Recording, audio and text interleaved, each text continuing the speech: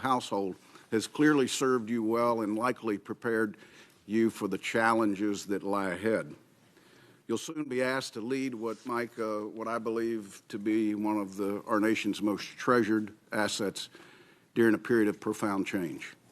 The Central Intelligence Agency is one of the principal members of the United States intelligence community and is tasked with collecting foreign intelligence through human sources and by appropriate means.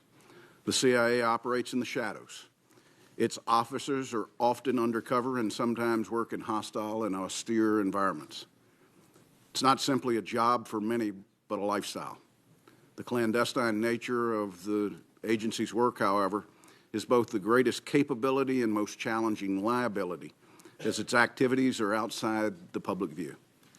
We address that liability by calling upon the President to nominate individuals with unwavering integrity, and the Senate approves only those who are assured will lead this organization lawfully, ethically, and morally.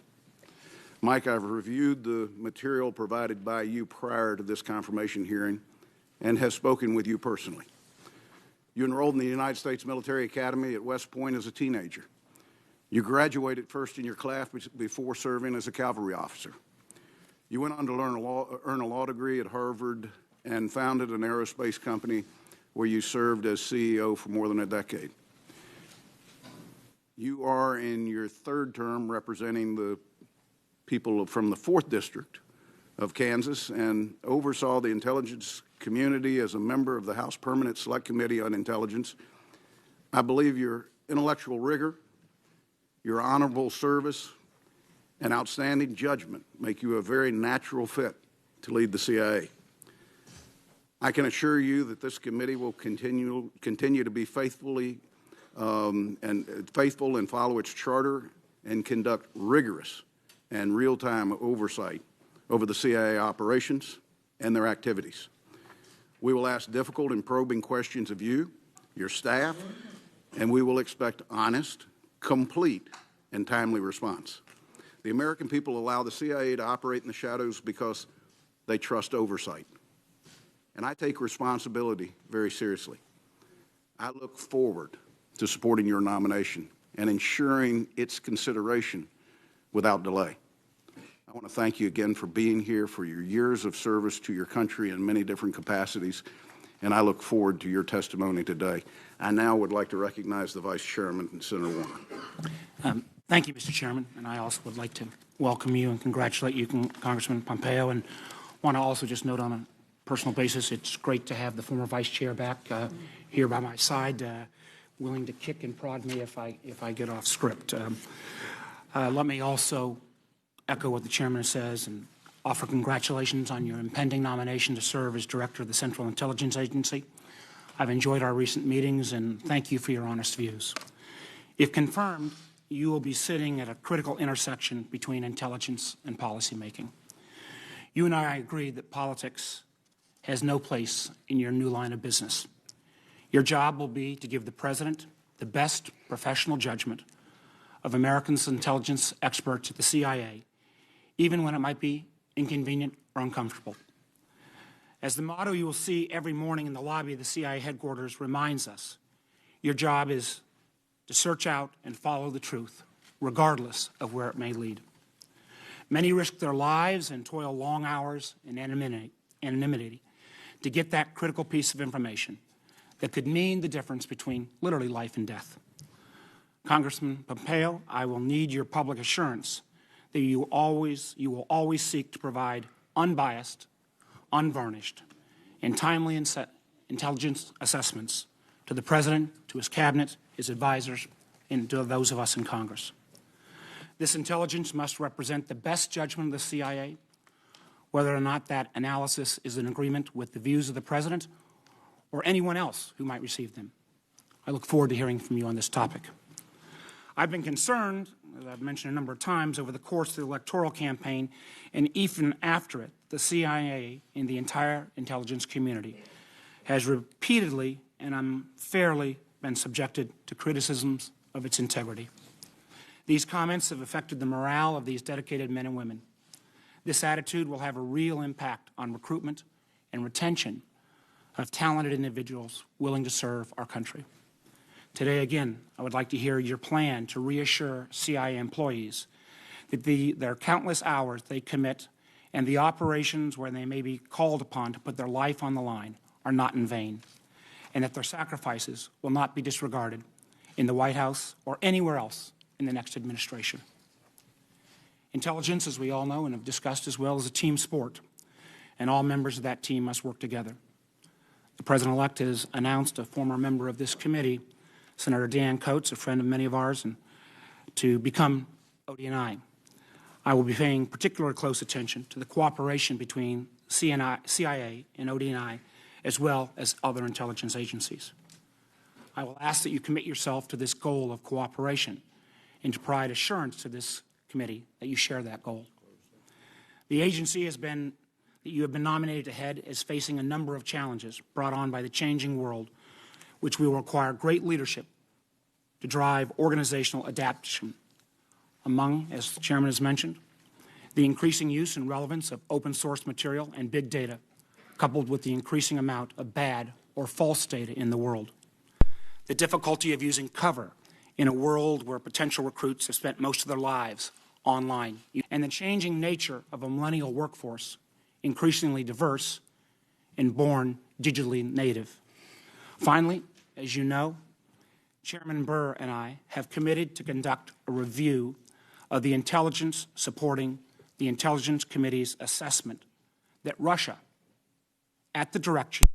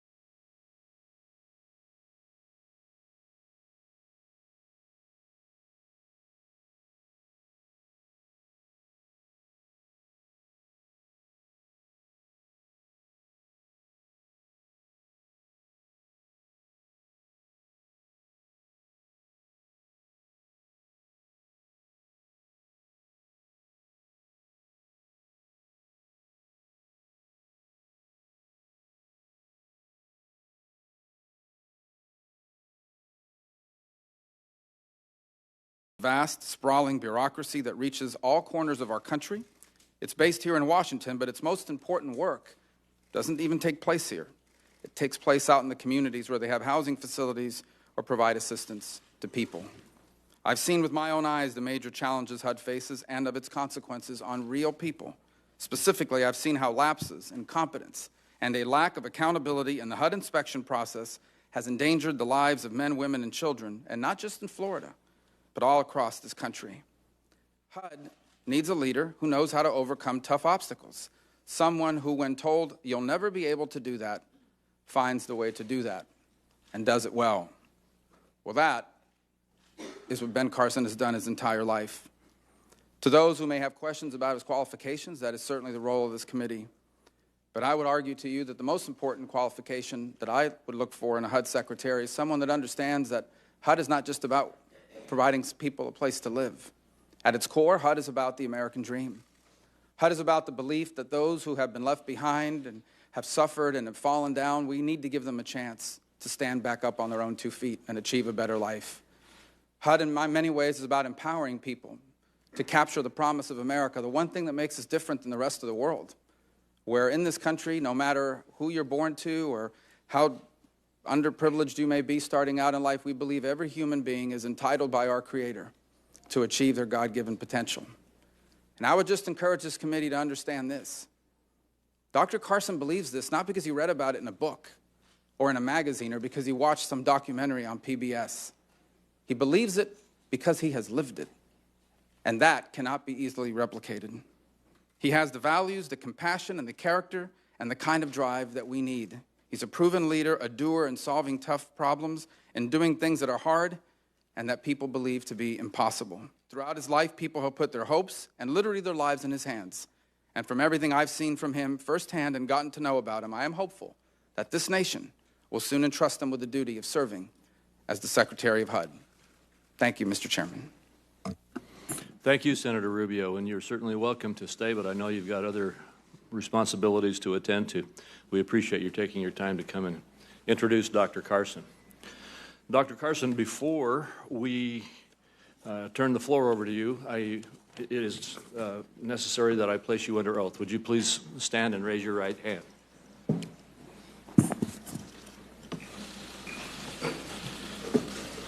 Do you swear or affirm that the testimony that you are about to give is the truth, the whole truth, and nothing but the truth, so help you God? I do.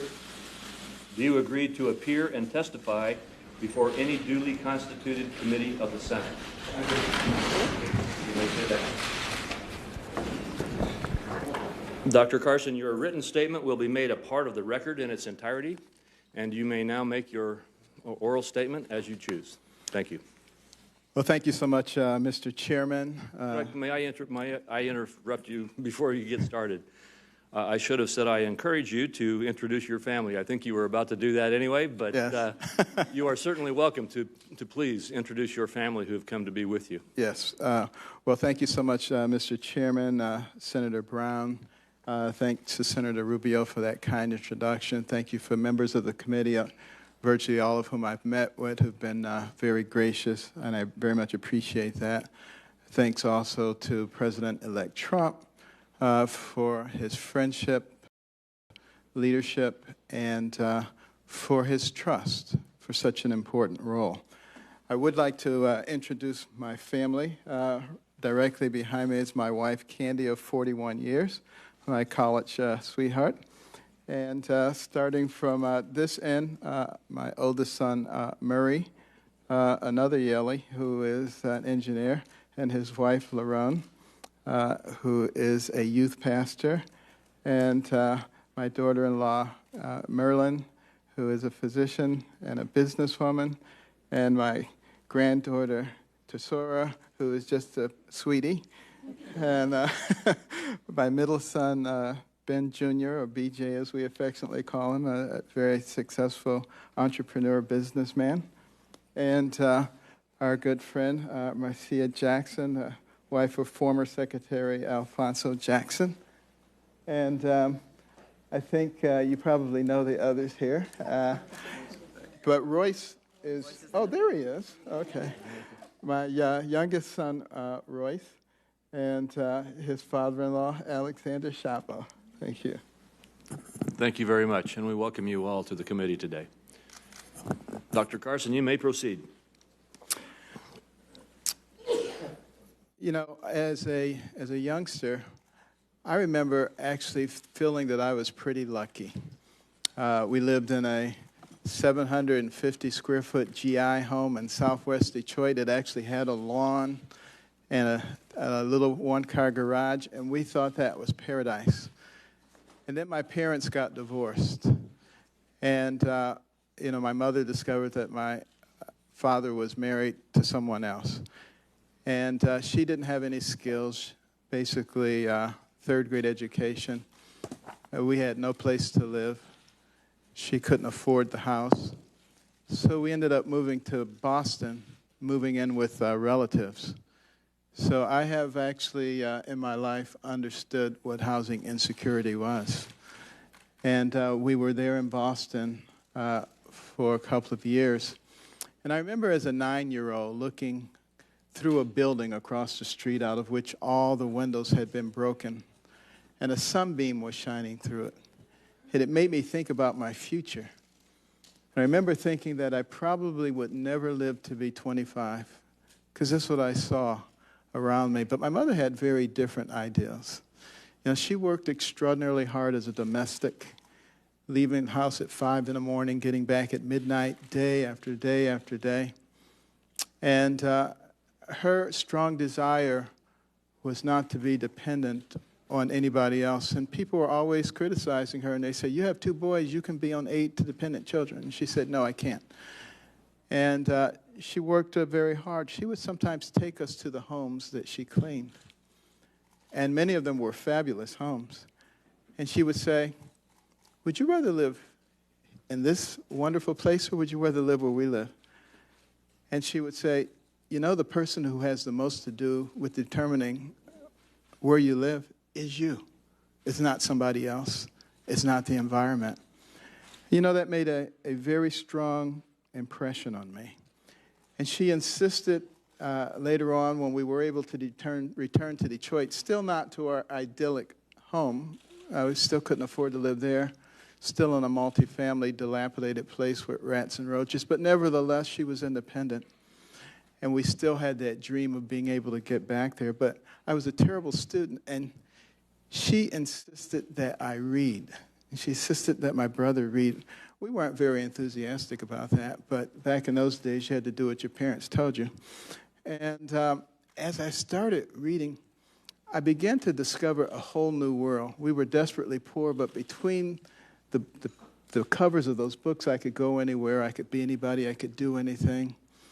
And within the space of a year and a half, I went from the bottom of the class to the top of the class, much to the consternation of all those students who used to call me dummy.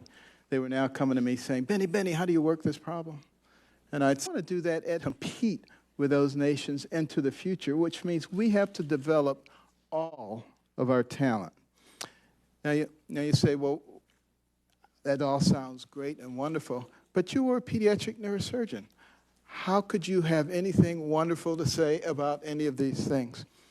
Well, you know, I have to chuckle when I hear people say things like that, because there's an assumption that you can only do one thing, and that we have these very limited brains, and they're incapable of learning anything else. I find that kind of humorous, particularly knowing what the human brain is capable of. Billions of neurons, hundreds of billions of interconnections can process more than 2 million bits of information in 1 second.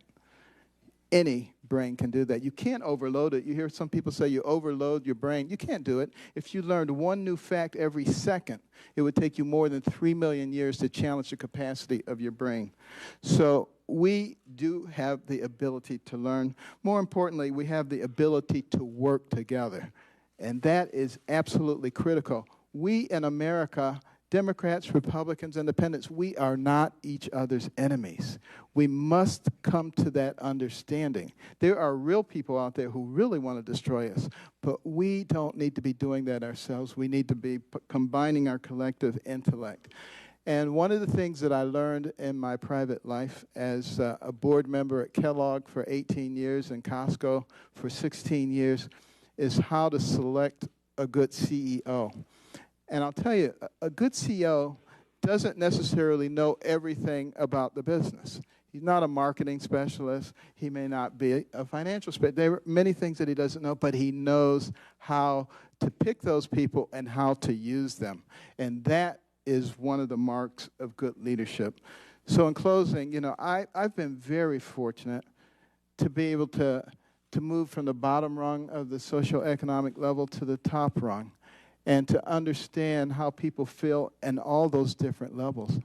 And I got to tell you, we're all in the same boat. And if part of the boat sinks, the rest of it is going down too. And it means what we need to do is exercise true compassion. True compassion is not keeping people in a situation where we can feel good about what we're doing. True compassion is putting them in a situation where they can feel good about where they're going. Thank you. Thank you very much, Dr. Carson. We'll now go to 5-minute increments for members of the committee to question and discuss issues with you. And I encourage both you and the members to keep an eye on the clock. If we start running over a little, you'll hear me tap the gavel a little to remind you that it's time to wrap up, so that we can all have a fair opportunity for our participation. I will begin first, and then we'll turn to Senator Brown. Dr. Carson, as I mentioned in my opening statement, we've received a letter of support from Bart Harvey, who is the former chair and CEO of Enterprise Community Partners. Mr. Harvey praised the charitable work that you have done to help send disadvantaged students to college. He wrote, "Although we come from opposite sides of the political spectrum, Ben and I share a common belief in helping people move up and out of poverty. He has done that through his outreach to the community and his philanthropy, and I have done it through my work with Enterprise." He further wrote, "I can vouch for his character, his heart, and his drive to help others.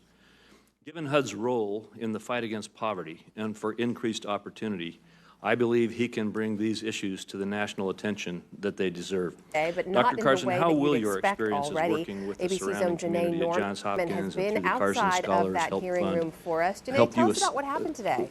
run the Department of Housing and Urban In the last Development? few minutes, we were just watching kind of a herd had of an people opportunity walking to out of the interact hearing with room. a We lot were of sitting people, inside about in 10, Baltimore, 15 minutes particularly ago in East when the Baltimore, lights which, went out. It was many of you inside know that is hearing room for the not confirmation for necessarily Senator a very, Mike Pompeo. We were listening affluent to Senator area, Mark that's putting it Warner mildly. make his opening remarks, and then the lights and just went understanding out, a and lot you of could their kind of hear housing a little needs, bit of a because gasp, many people of my kind of taking patients came out of that environment, an environment where I saw children with pica, with lead poisoning chronically, and what that did to them intellectually, what it did to them medically. Saw so many children with asthma, which is induced in most of those cases by environmental influences. And recognizing that if we can give those people hope, then they can move out of that situation. But giving them hope starts with giving them a safe and a productive environment. And understanding that and understanding how you create those environments is something that I think is going to make a very big difference. And that's one of the reasons that I have already looked at some of the places in Baltimore and talked to the housing commissioner here in Washington, D.C., and talked to a commissioner in Atlanta earlier this week, and I've talked to multiple mayors, and they've given me their take, but they've also invited me to come and look at the places where they are, both the good and the bad. Those are things that I intend to do, not only early on, but continually throughout the process, because I believe there's a constant learning process. And my goal is to get everybody into a decent position, 100% of Americans. Thank you. And Dr. Carson, I know that you've heard some criticism of your alleged positions with regard to public assistance to the poor. You've heard some today. I'd like to ask you if you would, in your words, like to discuss with us what your view is of how we should approach public assistance to the poor. I believe that we in America are compassionate. We have a history of being compassionate to people. And we obviously don't have to do something, but that wouldn't be American. That wouldn't be who we are.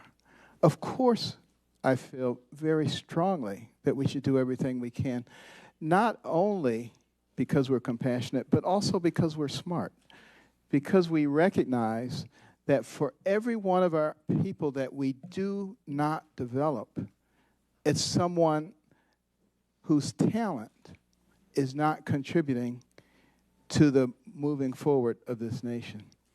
And if we're going to be successful in the future, as I mentioned before, we have to develop all of our talent. So for people to imply that I don't understand that or don't want to do anything for poor people, I believe that they perhaps are only looking at words that have been skewed and not at actions. Thank you. And we just have about 30 seconds left, so I'll ask you very quickly. You've been nominated to run the Department of Housing and Urban Development. I think everyone on the committee is familiar with your impressive life story.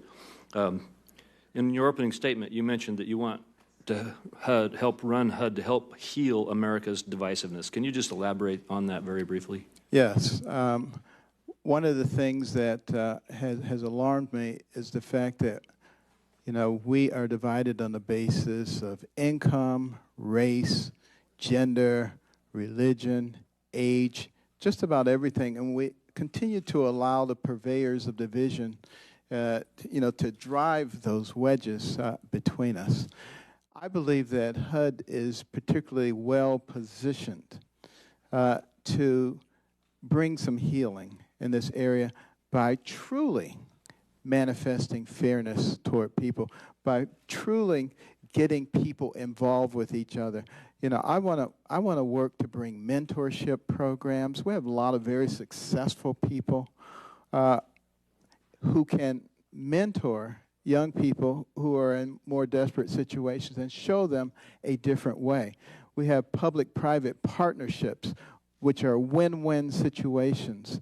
Those are the kinds of things that are extraordinarily helpful. There are some who will always say to the government, give us more money, we need more money for this program and that program. Yes, it would be wonderful if there was an unlimited pot of money, but the place where there is a lot of money is in the private sector. And what we have to concentrate on is helping the private sector to recognize that in the long run, the private sector does better when we develop all of our people. Thank you very much. Senator Brown.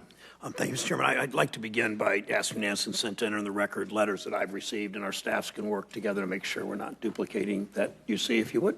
Without objection. Thank you. And I also wanted to announce, and I neglected my opening statement, that Senators Reed from Rhode Island and Warner from Virginia both have responsibilities as ranking members on armed services and intelligence to do hearings on confirmation hearings today, and could not join us, but wanted to be here. So I wanted to say that. Thank you for your statements. I appreciate the many of the ideas and goals you expressed. Some, however, as you I think know by now, are inconsistent with statements you've made over the past few years. If confirmed, I think you understand you'll be held to the ideas you've expressed today, not ones necessarily you may have written or talked about in a presidential race. You testified that you want to make communities more inclusive. This seems at odds with one of the only housing policies that prior to this nomination that you have taken a public stand on, fair housing. As I mentioned, your 2015 column in the Washington Times critiqued HUD's then new rule to affirmatively further fair housing. You characterized that rule as a government-engineered attempt to legislate racial equality. You likened it to a failed socialist experiment. Please elaborate for this committee on your view of HUD's role implementing the Fair Housing Act, especially including the requirement that HUD's grantees affirmatively further fair housing. Well, thank you, Senator Brown, for that question and an opportunity to actually explain that, because it has been distorted by many people. As you probably know, that act says that we want people who are receiving HUD grants to look around and see if they find anything that looks like discrimination.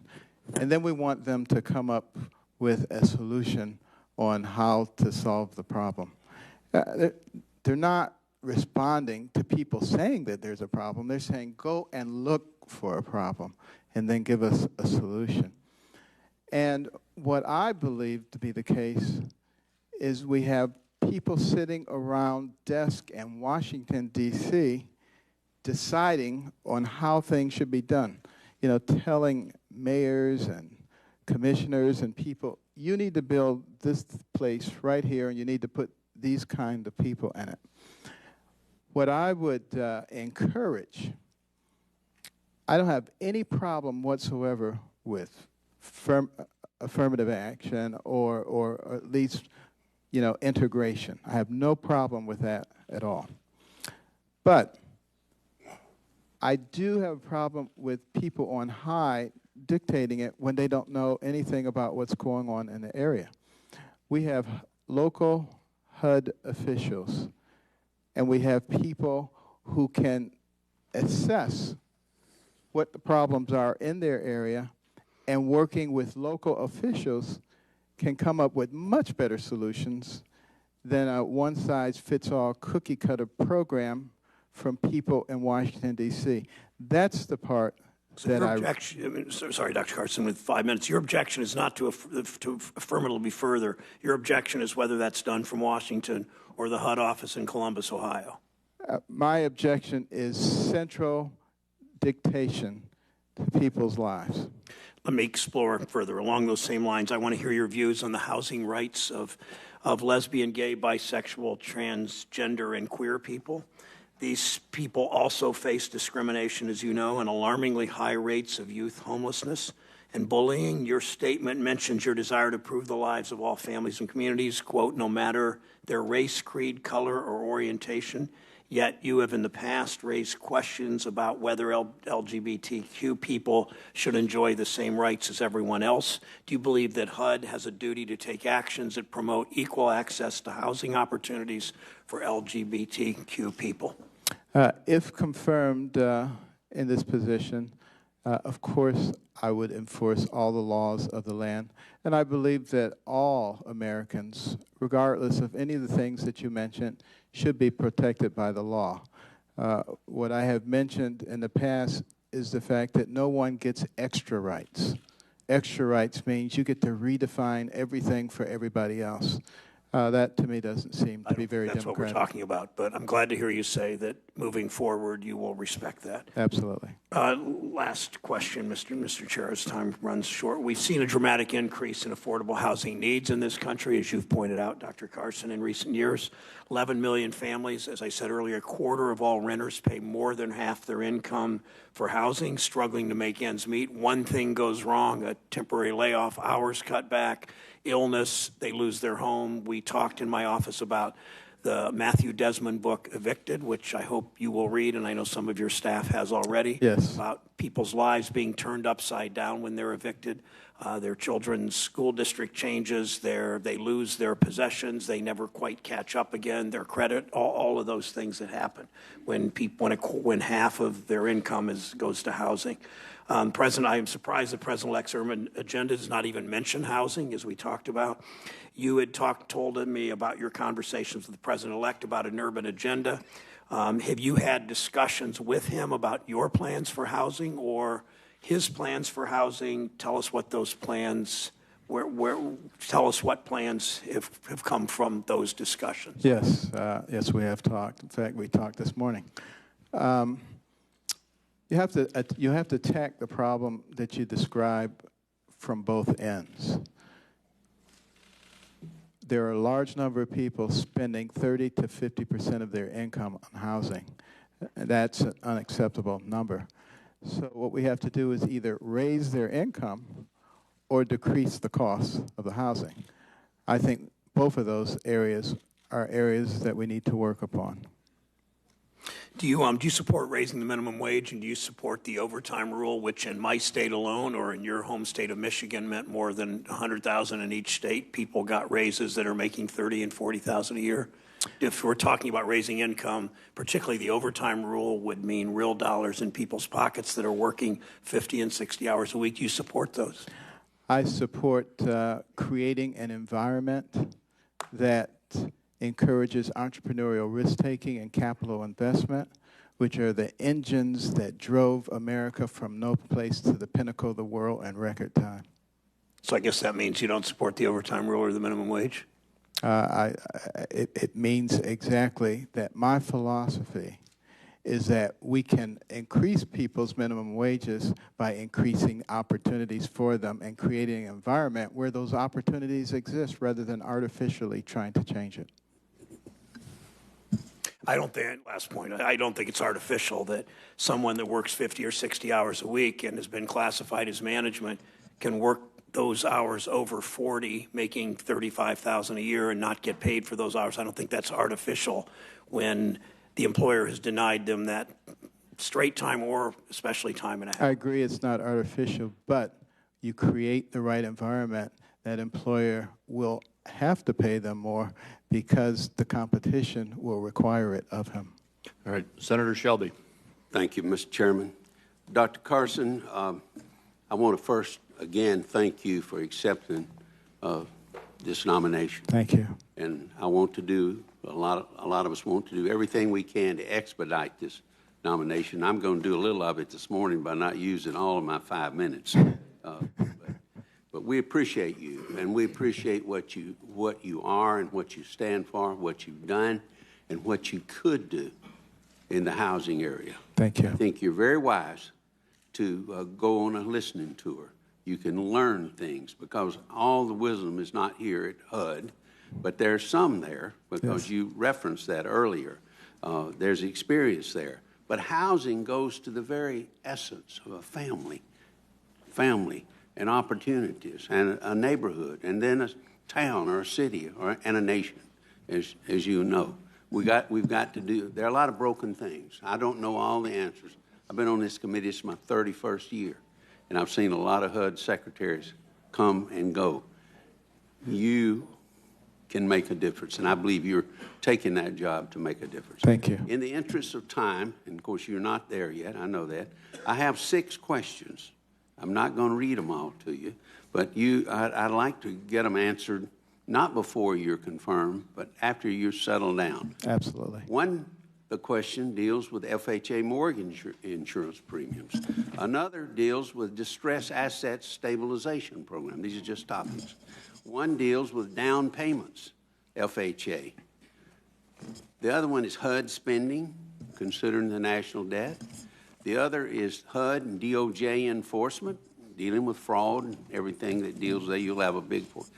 Risk sharing, there's a difference between the way the VA Farrah's loan program works and FHA, which comes under you, works, and so forth. But I'd like to submit, Mr. Chairman, these questions for the record to be answered by the future HUD Secretary, but not today. Interest of time, I'll yield back my time in the interest of getting you confirmed. Thank you. All very important issues, by the way, and I'll be very happy to answer this. Thank you, Senator Shelby. I appreciate the precedent that you have just set. Senator Menendez. I appreciate and love Senator Shelby, but I'm not going to follow his precedent. So, let me say, Dr. Carson, congratulations on your nomination. Thank you. And Thesaura, is it, your granddaughter? Tesora, yes. She's got the right idea. She has her pink earphones on, so it's not an option that you have in the hearing, but nonetheless.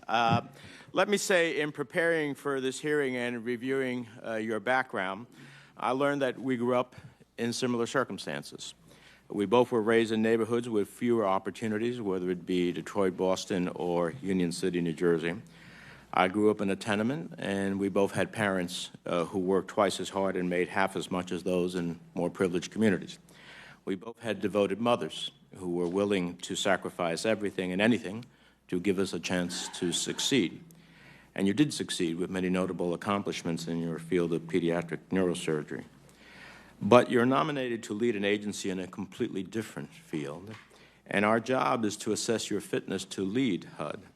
And in reviewing your past comments and knowing where we came from to get here today, I can't help but see that you and I have arrived here with vastly divergent views about how to empower and create opportunities for the most vulnerable among us.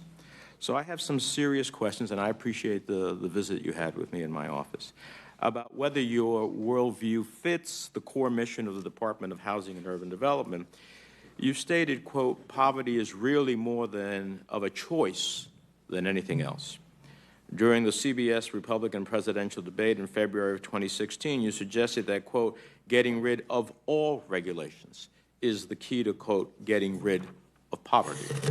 You characterize, and I know you just talked about a little bit of the legal obligations to include and create fair and inclusive communities free of discrimination as social engineering, and I want to follow up on that with you a bit. You propose that every federal agency should trim their budgets with a 10% across-the-board cuts year over year. I think of that more as a meat axe, not a neurosurgeon's knife. And I am concerned that it appears that you believe that some of the very programs that I have come to know as a mayor, as a state legislature, as a member of Congress, to empower, promote, and improve our communities encourage what you call dependency. So given that record of your views about poverty and housing, I'd like to get a sense from you, do you truly believe in the mission of HUD? For instance, should the government continue to provide rental assistance to the more than 4.5 million low-income households across this country who are currently receiving it and who use that to find a place to call home? Thank you, Senator, for that question. First of all, if you've followed carefully what I've been saying, the concept of cutting across all the different departments was presented as a concept. In other words, not favoring one group or another group. I've modified that much later on to 1%. But the point being, we can never seem to cut because people have their programs and they say this one's sacred and this one's not. So the point being, if we can find a number on which we can agree and begin to cut back, we can start thinking about fiscal responsibility. Bear in mind, we are approaching a $20 trillion national debt. I appreciate that. My specific question is, do you agree that the government should continue to provide rental assistance to the more than 4.5 million low-income households across this country? I think the rental assistance program is essential.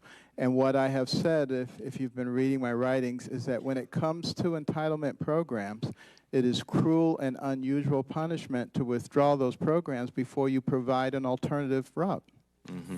Now, let me ask you, in response to Senator Brown, you talked about the fair housing, and you said you had no problem with affirmative action or integration, but there actually is, under the law, an affirmative obligation to affirmatively further housing, fair housing. And you said what you didn't care is for the top-down response, but yet the new rule that was developed through a 2-year public comment process requires, quote, local communities to assess their own patterns of racial and income segregation and make genuine plans to address them. That is not a top-down. So are you committed to the statutory obligation of affirmatively pursuing furthering fair housing? Well, this has been a judgment passed down by the Supreme Court. It has become the law of the land, and of course, if confirmed, I will enforce it. Thank you, Mr. Chairman. Senator Toomey. Thank you, Mr. Chairman. Dr. Carson, welcome to the committee. Thank you very much for your willingness to serve. I'm grateful to you for the service you have provided to our country in various ways and the service you're about to undertake. I appreciate your coming by my office and the discussion we had yesterday. It strikes me as a misguided notion to measure the success of a government agency like HUD by the number of people who live in HUD housing. A better measure, in my mind, would be how many people no longer need HUD housing. And I would like to explore that a little bit with you, especially this idea you talked about how you hope to work with other agencies and departments within the government to help develop the innate capabilities of these people that I know you feel very strongly about. But first, a couple of somewhat specific questions about FHA, if I could. In 2006, FHA insured 2.7% of mortgage originations. By 2015, FHA was insuring 17.1% of such originations. So the FHA's contingent liabilities now have absolutely ballooned to the point where it was $245 billion in 2006. It's $1.2 trillion today. So in other words, taxpayers are on the hook for $1.2 trillion worth of mortgages. That, all the while, there is a private industry that is in the business of insuring mortgages. Right. Do you share my concern that this massive, explosive growth in the FHA's mortgage guarantee business has interfered with a viable private alternative that does not involve taxpayer risk at all? Thank you, Senator, and thank you for the enjoyable time we had at your office. First of all, it is a big number. I mean, 8.5 million FHA loans and $1.25 trillion. So, of course, we have to be concerned when we're talking numbers of that magnitude. We also need to make sure that we balance that against the ability of homeowners to have some security in the loans that they make. Does it have to be, one particular entity that does it? Absolutely not. But we do have to have a mechanism, a backstop, you might say, of some type. Otherwise, when someone comes in and buys up the loans, securitizes them, we're probably not going to be able to sell them, to particularly some of the entities that would buy them because they wouldn't be comfortable. So I look forward to working with you and other members of this committee to figure out how we can shrink back the liability of the taxpayer while still providing the security for the individuals who want the loans. Well, I appreciate that, and I look forward to working with you on that. I do believe there is a very vibrant and capable private mortgage insurance industry that wishes to provide that service, is able to do so, and does so at no taxpayer risk. I would also I know you're aware of this, Dr. Carson, but it was just this week that Secretary Castro announced a 25 basis point reduction in FHA's mortgage insurance premium. This was surprising to me for several reasons. One, the capital ratio that is the statutory requirement minimum is 2%. It's only at 2.32. This strikes me as very little buffer above the minimum, and after all, as recently as 2013, the FHA needed a bailout. So I wonder, first of all, did Secretary Castro or his folks reach out to you, or to your knowledge, anyone else in the Trump organization, since you would be responsible, assuming you're confirmed, for implementing this change, which is about to go into effect? Well, no, they did not.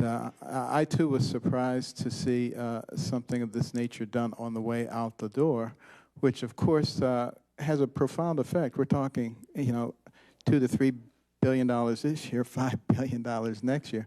That's not chump change. So certainly, if confirmed, I'm going to work with the FHA administrator and other financial experts to really examine that policy. Thank you. I appreciate that. And, Mr. Chairman, if you'll just indulge, my last question is just to refer back to my first point and ask Dr. Carson if you might share with us some of your thoughts about how you hope to work with other agencies, departments of the federal government to help people achieve what they're capable of achieving and the independence that comes with that. Thank you. I think that's a very important concept. As some of you may remember, when Jack Kemp was the Secretary of HUD, he started an intergovernmental interagency program against homelessness. And it really was quite effective and very important. What I would be thinking about, if we're going to develop the whole person, is not just putting a roof over their head, but making sure that they have access to an excellent education, and their children do. That means working with the Department of Education.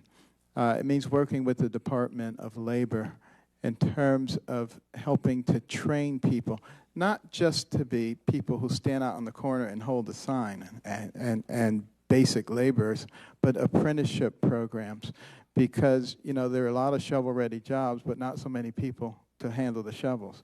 You know, we need cement workers and welders and brick workers and a number of people, and those skills have been vanishing from our society. This is an excellent opportunity to bring them back. Not only does it give the person an immediate job, but it provides them with a mechanism to climb the ladders of opportunity in our society and gives them stability beyond what we in the government would be facilitating, and that should be our goal. And several other areas. Transportation is absolutely crucial. I think we even need to be working with the Justice Department because, you know, there are some inequities there that are keeping us from developing talent that can contribute to the strength of our nation. Thank you very much, Dr. Carson. Thank you, Mr. Chairman. Senator Warren.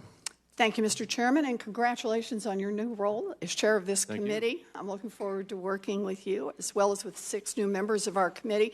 And Dr. Carson, thank you for being here. Thank you. Before we get into some of the questions that I raised in my letter to you earlier this week, I just want to get an answer to, I think, a simple yes or no question. If you are confirmed to lead HUD, you'll be responsible for issuing billions of dollars in grants and loans to help develop housing and provide a lot of housing-related services. Now, housing development is an area in which President-elect Trump and his family have significant business interests.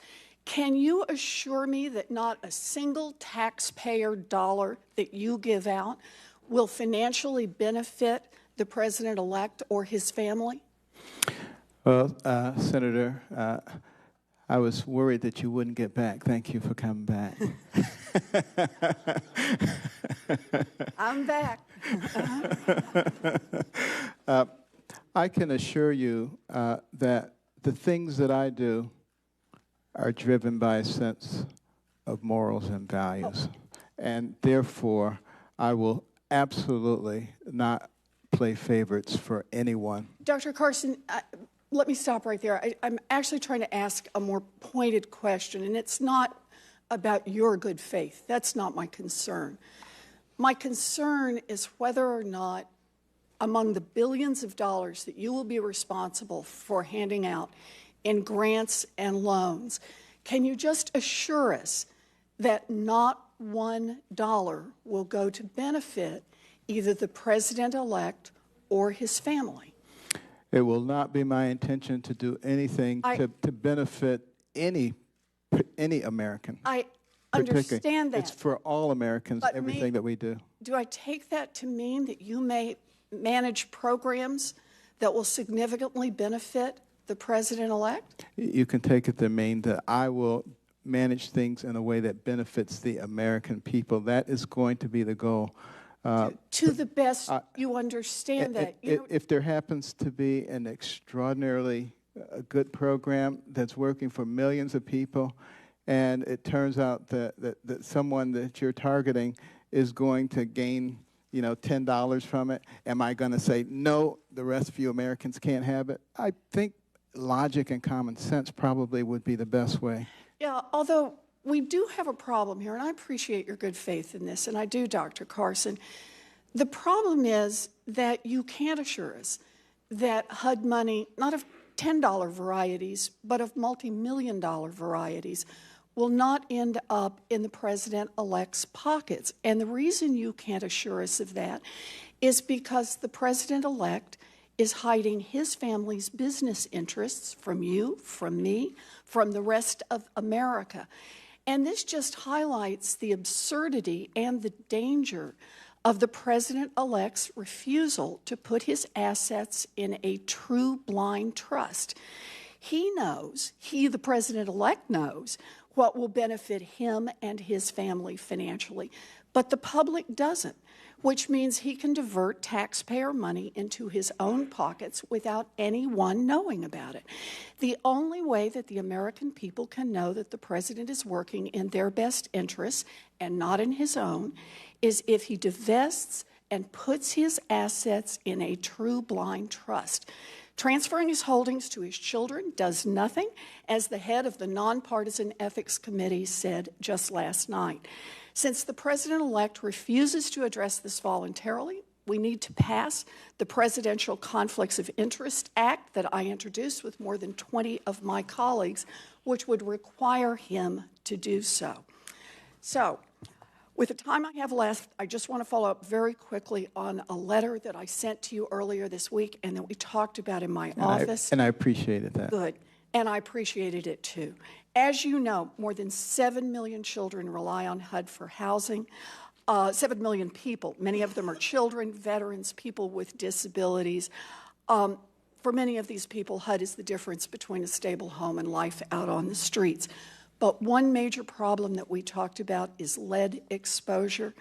And according to the most recent HUD study, 62,000 public housing units, nearly 6% of our total public housing stock, are in need of lead abatement.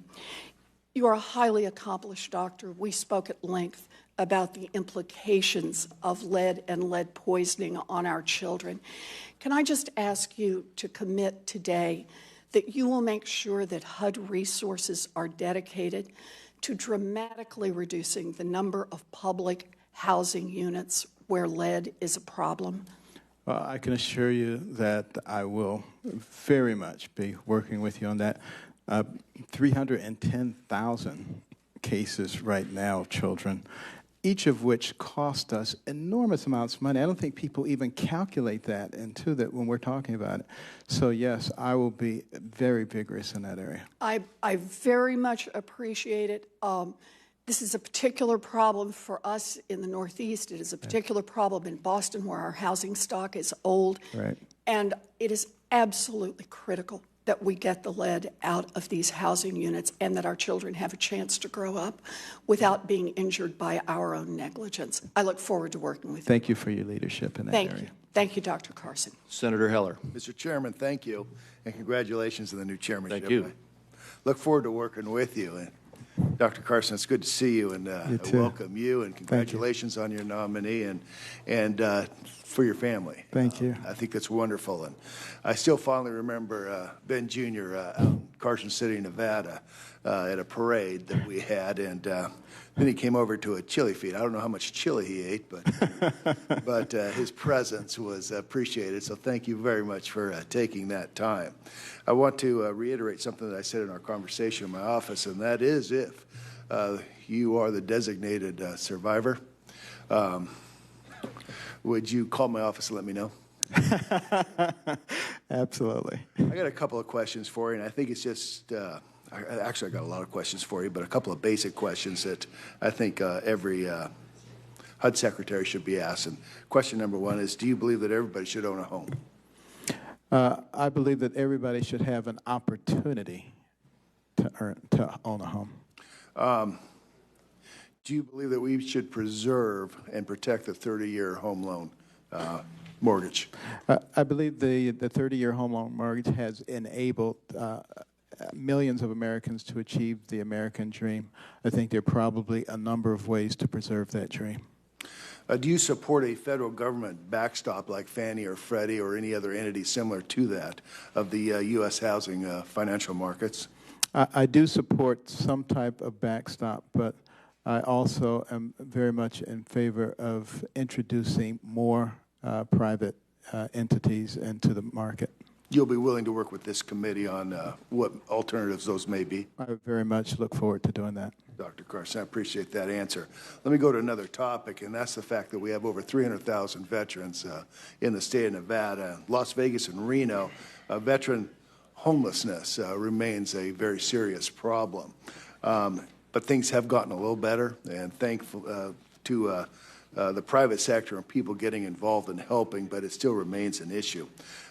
We have 200 veterans in Reno that have qualified for vouchers to help pay for rent. There's still about 50 vouchers available. My question is, how will you continue to help the homeless veteran? And how will HUD better coordinate the efforts with the VA, nonprofits, and community organization to help these veterans that are in need? Well, you know, people who go out and risk life and limb for us are people that should never want for any basic thing. We should be willing to do it. You know, the VASH program, Veterans Affairs Supportive Housing Program, has been very successful in reducing homelessness, but we still have a lot more to go. And I think this is another area where we must take a holistic viewpoint. And what I've advocated is that when a person joins the military, they be associated with a support group at that time. That support group follows them through their entire military career, particularly when they're in combat and after they are discharged. That way you discover early on what problems are occurring and are able to intervene at that point, which is considerably cheaper than waiting until we see the results of post-traumatic stress disorder. Thank you, Dr. Carson. A statistic that's unfortunate in the state of Nevada is that 17% of Las Vegas area homeowners with mortgages are underwater. What would you and HUD do to help Nevada homeowners that owe more on their mortgage than what their home is worth? Well, as you know, we do have some programs targeted at such individuals if they qualify. But one of the things that I believe is essential is that we begin to, you know, like the RASPA program, giving people the appropriate information before they actually get into mortgage trouble. I believe that one of the things that we could do at HUD is have a teaching mechanism. And it can be done on several different levels, at a very elementary level, at a moderate, and at a more sophisticated level, so that people do not wind up in those situations. But the ones who are there already, I think there's a possibility of working with members of the private sector, and I think it's an area that we've neglected quite substantially. There are faith groups and there are business groups who are very magnanimous and willing to help, and I'm going to be working hard on developing those opportunities for them, because in many cases the reason they haven't gotten involved is because there's a lack of trust. And if we can create that trust, there's an enormous amount of goodwill. I don't think we have to continue to come to the government for everything. Dr. Carson, my time has run out, but thank you very much for your time. And thank you. EJ, I look forward to seeing you at the next chili feed. Thank you, and congratulations. Thank you. Thank you. Senator Donnelly. Thank you, Mr. Chairman, and congratulations on your chairmanship. I look forward to working with you. Dr. Carson, congratulations on being here today. Thank you. To your son, I'd like to welcome you to a chili event in Indiana anytime. We may have a little different recipe than Nevada, but I'm sure you'll enjoy it. Dr. Carson, I talked to you in my office about East Chicago. Yes. Hard by the Chicago border. And we have a situation where a housing complex was built on top of an old lead company. Yes. More than 300 families' lives have been upended and put at risk due to the presence of significant levels of lead and arsenic in the soil. HUD is a big part of the relocation effort, and you'll be coming in the middle of this. Yes. In effect, it's going to be handed off to you. And roughly half the residents are still on site, half the residents we've been able to move. We're pursuing emergency HUD funding for the safety and security and ultimately the demolition of the complex. Can I have your commitment that HUD will continue to be part of the leadership of this effort and to dedicate the resources necessary to get this right for the residents and for the local officials of our town. Absolutely. Whenever we're in a Superfund situation and lives are in danger and our children are in danger of being poisoned, I believe that becomes an emergency, and we will push very hard to complete that process. We're really going to need you as a teammate on this, and all of the children there appreciate it, and the families do as well. I wanted to ask you, when I was in the House, I served on the Veterans Affairs Committee. I serve on Armed Services Committee now. One of the biggest housing challenges we face is for our veterans, who many are homeless. One of my cities, Kokomo, built a 29-unit complex for homeless veterans. And the question among some was, would there be enough to fill this? Because Kokomo is not the biggest town. It's an awesome town, but not the biggest town. And on day one, what we found out was 29 was not enough. Right. And it's that way across the country. And every night there are veterans who are putting their heads down on concrete somewhere. And whether it's their economic situations or PTSD or some other challenge that they have, I'd really like HUD to be part of the solution of this. The VA is deeply involved in this. Yes. But with HUD, the first H is housing. And we owe it to our men and women who have served this country to make sure they have a decent bed to sleep in at night. And if you would make sure that you have people dedicated to this proposition, it would go a long way toward meeting the commitments we've made and the promises we've made. Well, I'm very proud of the VASH program. I believe that it needs more enhancement, and what you're saying reflects very well my sentiments. Thank you. Another challenge, we have not only in Indiana but across this country, the opioid drug epidemic. I discussed with you the town of Austin, Indiana, where we wound up in a city of 4,200, where 197 right. contracted HIV, and they've been fighting back, and I'm very proud of the people of that town. You'll have the opportunity to assist individuals suffering from chronic illness. Through housing and combating homelessness. Could you tell me a little bit, you have, as we look tremendous at this, medical background could you tell me a little bit, your understanding of the connection between housing and health outcomes? Your understanding of the connection between housing and health outcomes to combat opioid abuse, trying to leverage the agency some of these situations we see. Combat opioid abuse and some of these situations we see. Great between between healthcare and housing, between healthcare and housing, the contamination. And it's not just the contamination with lead and other agents. With lead and it's not just the mold. And it's not just the mold. Senator, you and put a lot into that that. Cause chronic asthma, which is a huge medical cost for us across the country each year. I certainly want to make sure I talk the safety only issue, about my observations the and judgments psychological based on well-being. unclassified information. I was talking to a student I have no in doubt Baltimore that the who was discourse that's sitting in been her taking living room place studying, is something and a that bullet Vladimir came through Putin the would look window. at and say, It wow, that becomes was among very, the very objectives that I difficult had. to So concentrate doubt among the American political community to suggest somehow that American democracy was not unique. I believe it is fundamentally unique and special around the world. It shouldn't surprise any of us at all that the leadership inside of Russia views this as something that might well redound to their benefit. And my last question involves an area that you may not get asked by anybody else on the committee, you might, but it regards the Western Hemisphere. And I just ask if you will pledge to work within the interagency to ensure that collection and coverage of the Western Hemisphere, and in particular nations like Cuba, Venezuela, Nicaragua, Ecuador, Bolivia, that we focus on threats that may emanate from those places. Yes. Thank you, Mr. Chairman. Senator Wyden. Thank you, Mr. Chairman, and thank you, Congressman, for coming up to visit. At a time when the President-elect is on record as supporting torture, blocking Americans' ability to protect themselves with strong encryption, and has encouraged the outsourcing of intelligence gathering to the Russians, it's my view you're going to have an enormous challenge to be an advocate for honorable policies. It's already clear that several key members of the President-elect's national security team advocate illegal policies. So this morning, my view is we need to find out what you're for.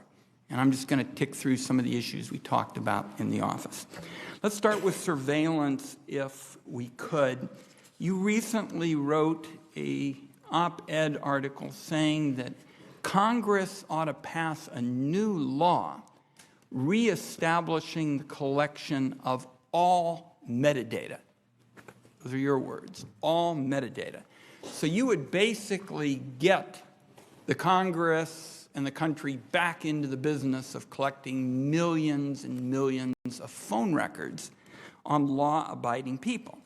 You go on in this op-ed article to say that these phone records ought to be combined with publicly available financial and lifestyle information into a comprehensive, searchable database.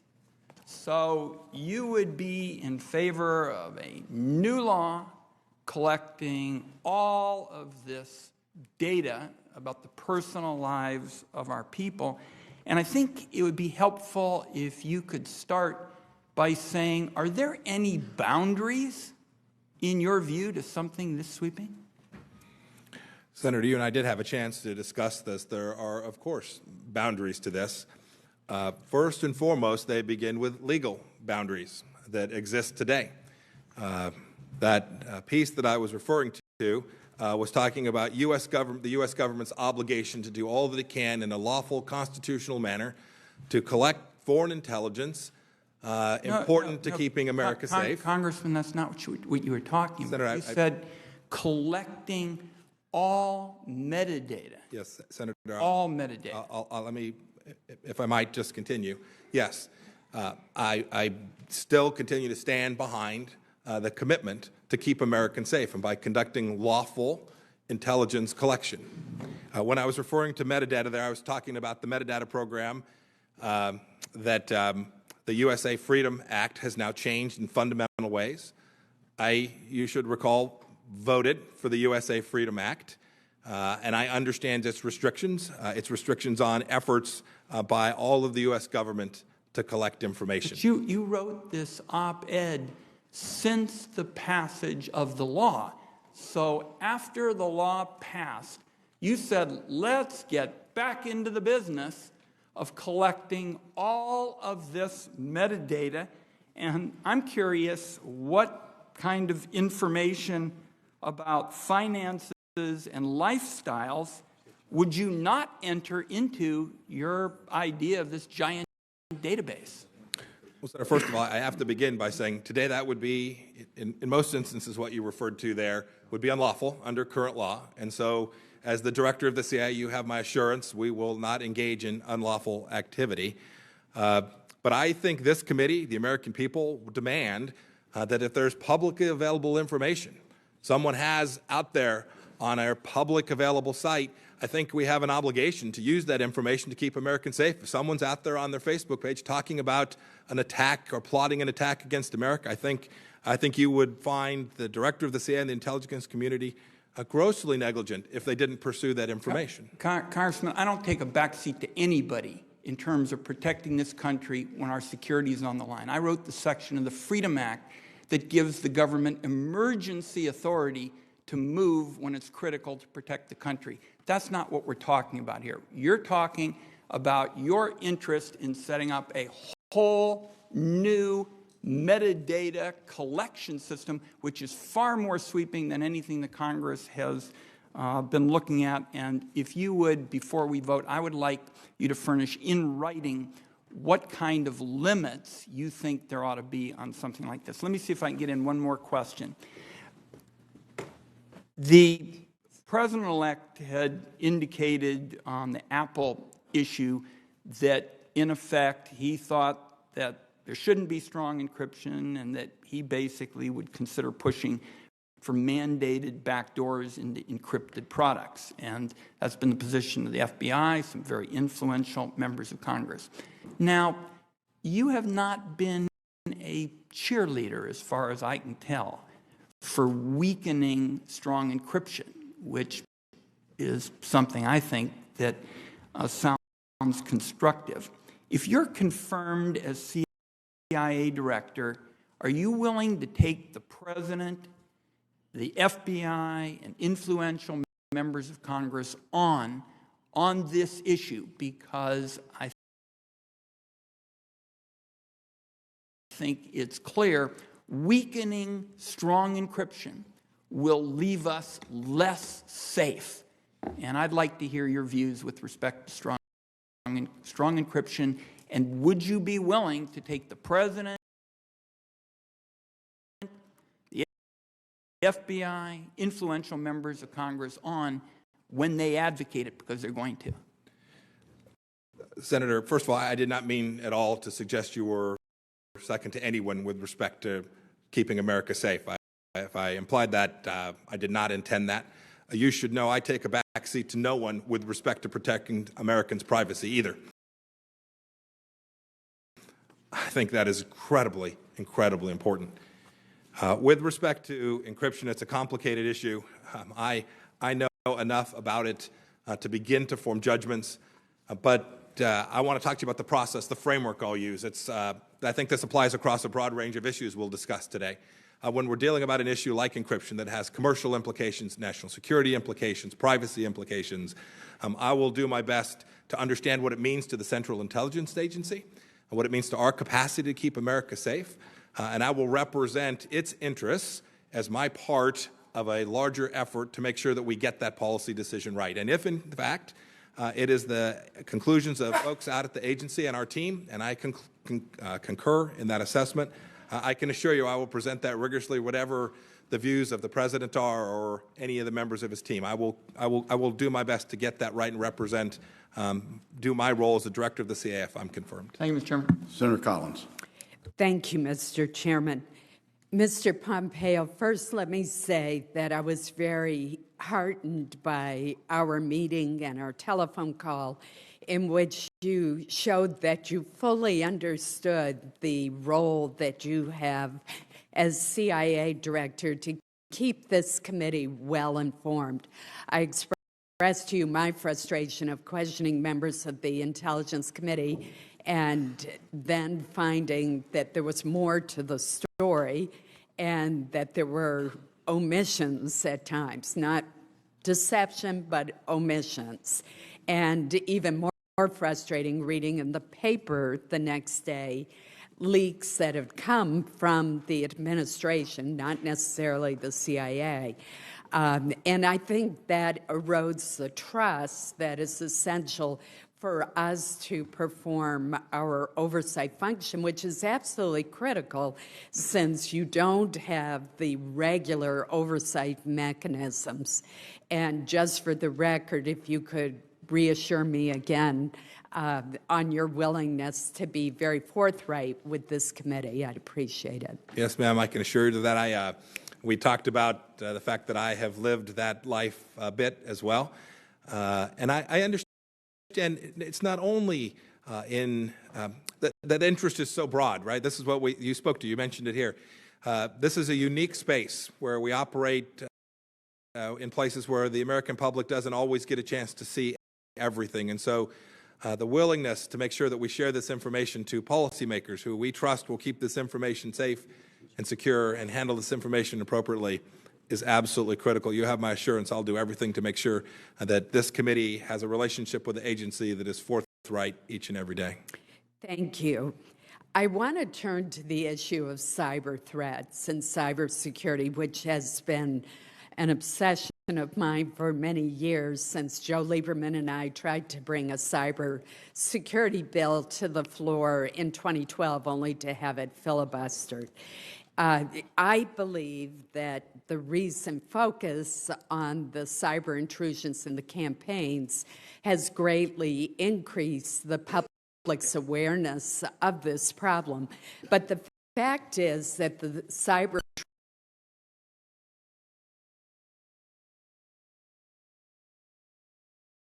that is. There was a 2015 memo by the chairman of the Joint Chiefs of Staff and the Secretary of Defense that said that the Department of Defense is subjected, this was a public memo, is subjected to 100,000 attempted cyber attacks each day.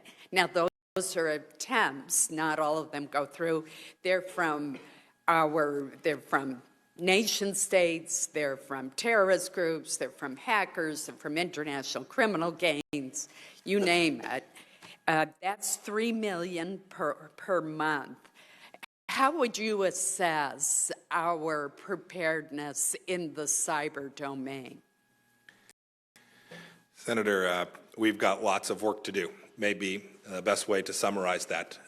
Not only the government, that is protecting our systems, and we've talked a lot the last few days about the systems that belong to private entities, political private entities, but I know you've done a great deal of work in making sure that the national infrastructure, including its private sector infrastructure, has the capacity to do what it needs to keep not only business issues in the place that they need to be. A lot of these folks are subcontractors to the United States government as well, right? Private companies that have important information about American national security activities. And so we have an awful lot of work to do.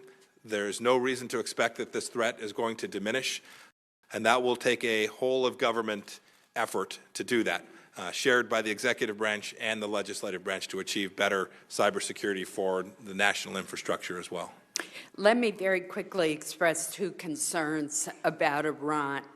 One, there are increasing reports that Iran is using its civilian air fleet for illicit purposes, including the transfer of arms to terrorist groups. If confirmed, would you make a priority to provide an assessment to Congress of whether or not Iran is using its civilian air fleet for such purposes? Senator, I will. I'm happy to share with you, too. I've read about this as well. I'm happy to share with you in closed session the knowledge that I have. It concerns me greatly, the activities of Iran Air and Mahan Air that are taking place today in Iran.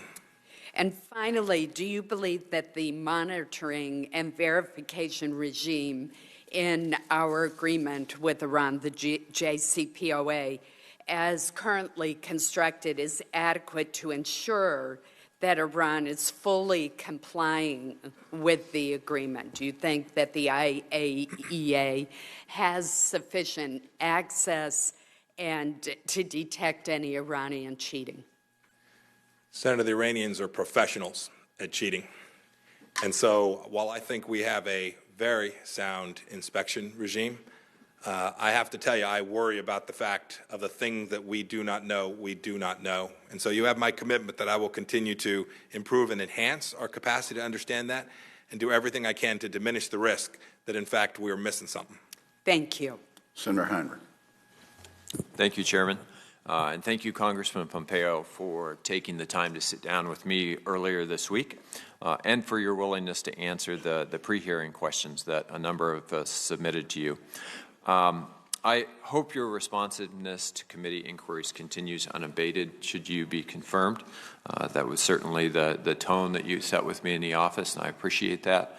As I told you in our conversation, I've had serious concerns over the last few years that has not always been the lay of the land between the director and this committee. And I understand that the DCIA has a mandate to be fully supportive of the men and women who work there. That is critical. However, I also hope that when, if you are lucky enough to fill that very important position, that we will have a new approach of being open in hearings and with regard to congressional oversight. I want to start on an issue that was central in some of the pre-hearing questions, and in our conversation, you indicated that you would seek the counsel of experts at the CIA to determine whether adhering to the Army Field Manual and conducting interrogations was an impediment to gathering vital intelligence. You've been supportive of the use of enhanced interrogation techniques in the past, saying back in September of 2014 that President Obama has continually refused to take the war on radical Islamic terrorism seriously and cited ending our interrogation program in 2009 as an example. Can you commit to this committee that under current law, which limits interrogation to the Army Field Manual, that you will comply with that law and that the CIA is out of the enhanced interrogation business? Yes, you have my full commitment to that, Senator Heinrich. Thank you. Let me jump to another issue. Senator Wyden had touched on this earlier, but I want to follow up a little bit.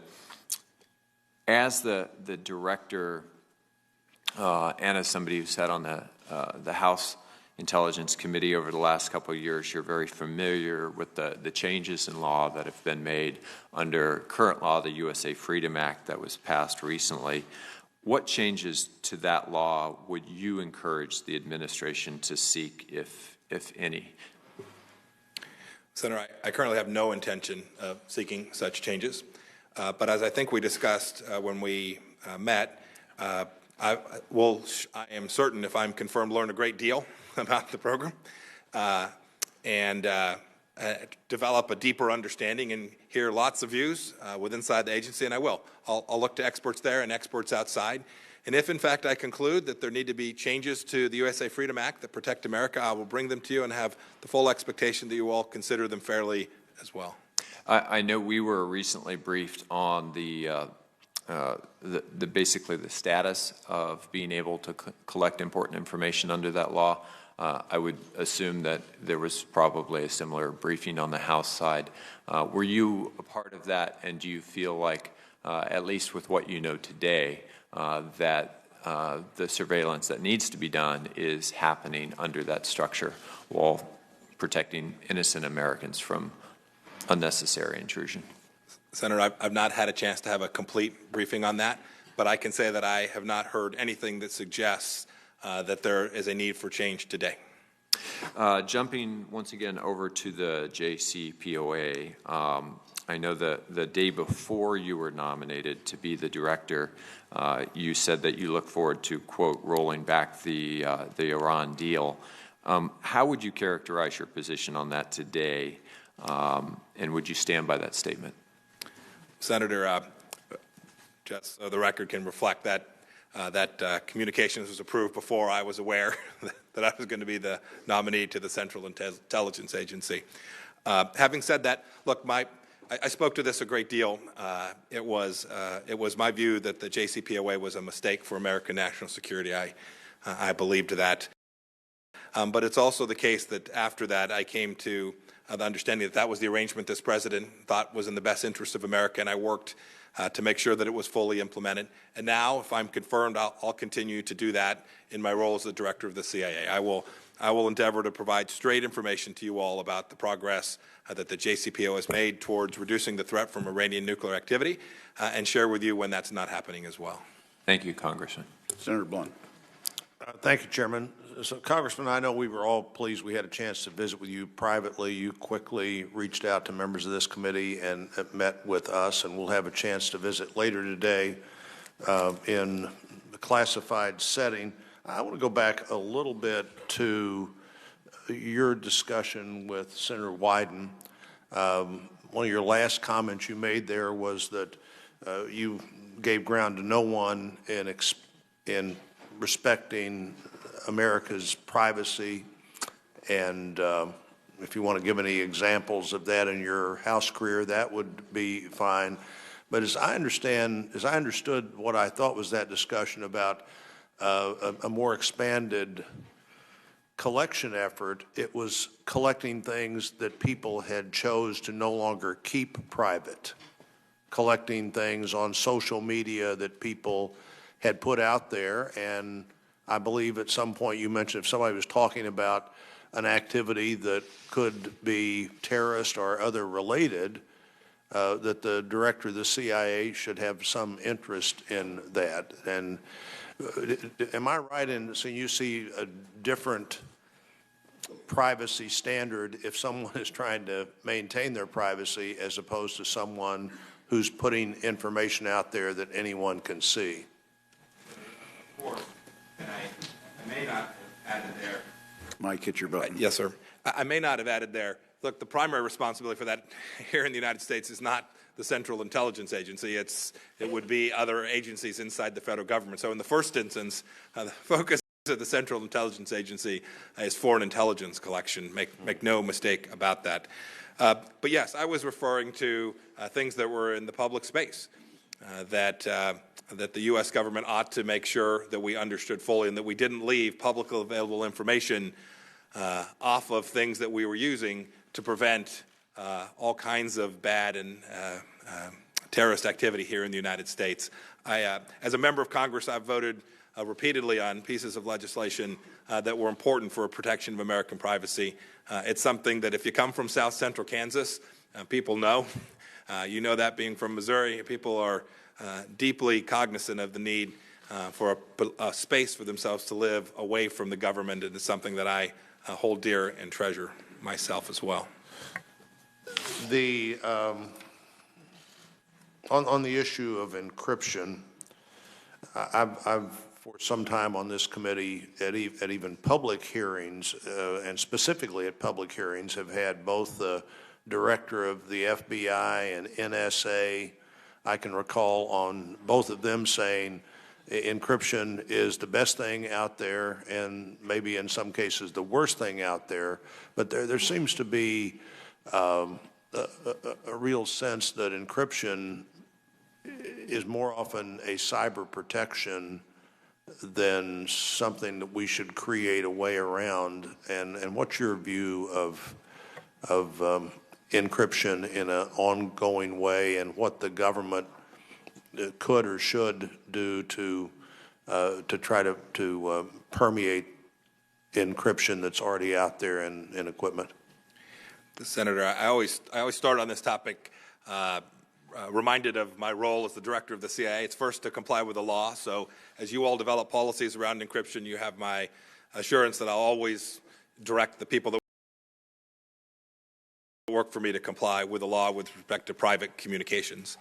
Second, I think we need to acknowledge that encryption is out there and that not all encryption takes place here in the United States. And so the rules that we put and policies we put in place here in America are things that the intelligence community is going to have to figure out a way to perform its function, knowing that that encryption will continue to be out there. And then finally, we spend a lot of time talking about how we handle encrypted devices for Americans and for encryption here in the United States. My effort will be to understand it more fully, to make sure that I understand its impact on my role to keep America safe, and to work alongside you to develop a set of policies that achieve that goal while still achieving all the other goals that we have here in America. And spending some time in House Intelligence seeing the relationship between the DNI and the CIA, what do you think you can do to advance the ability of the DNI to do their originally stated job of coordinating information, being sure everybody has access to the information that's out there in a better way than we have currently seen?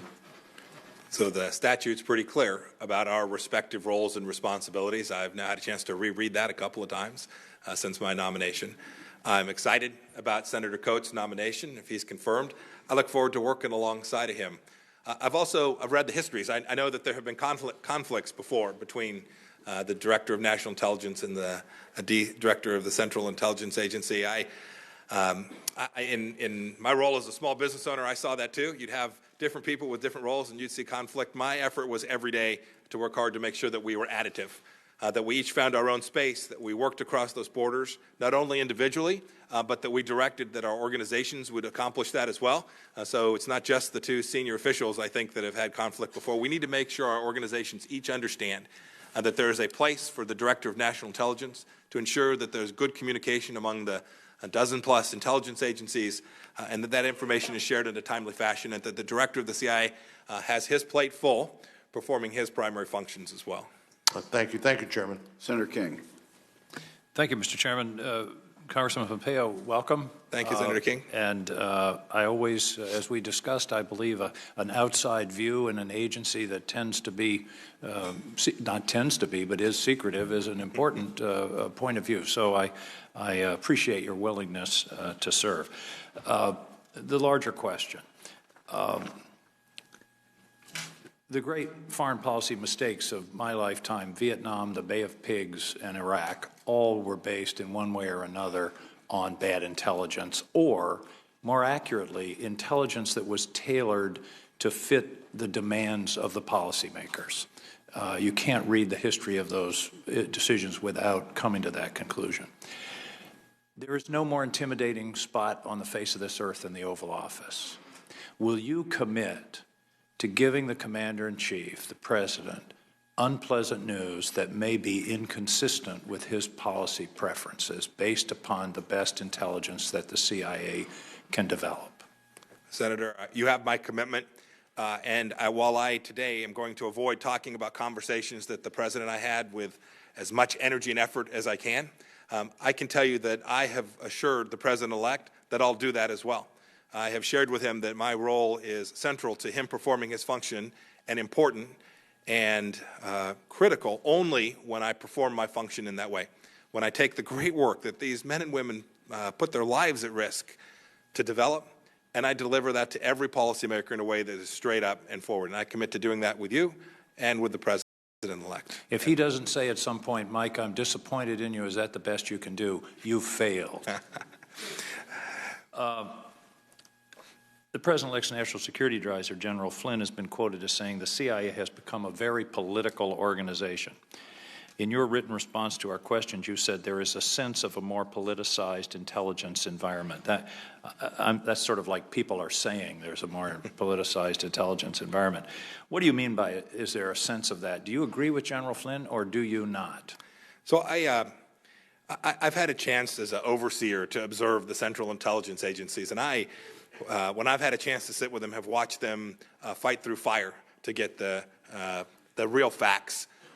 I have seen, however, I've seen political actors from all stripes attempt to try and shape that. And I don't mean in hard ways. There's no demand. But I'm not talking about outside political actors. I'm talking, this allegation is that the agency itself has become politicized. Do you believe that? My experience is that I have not seen that.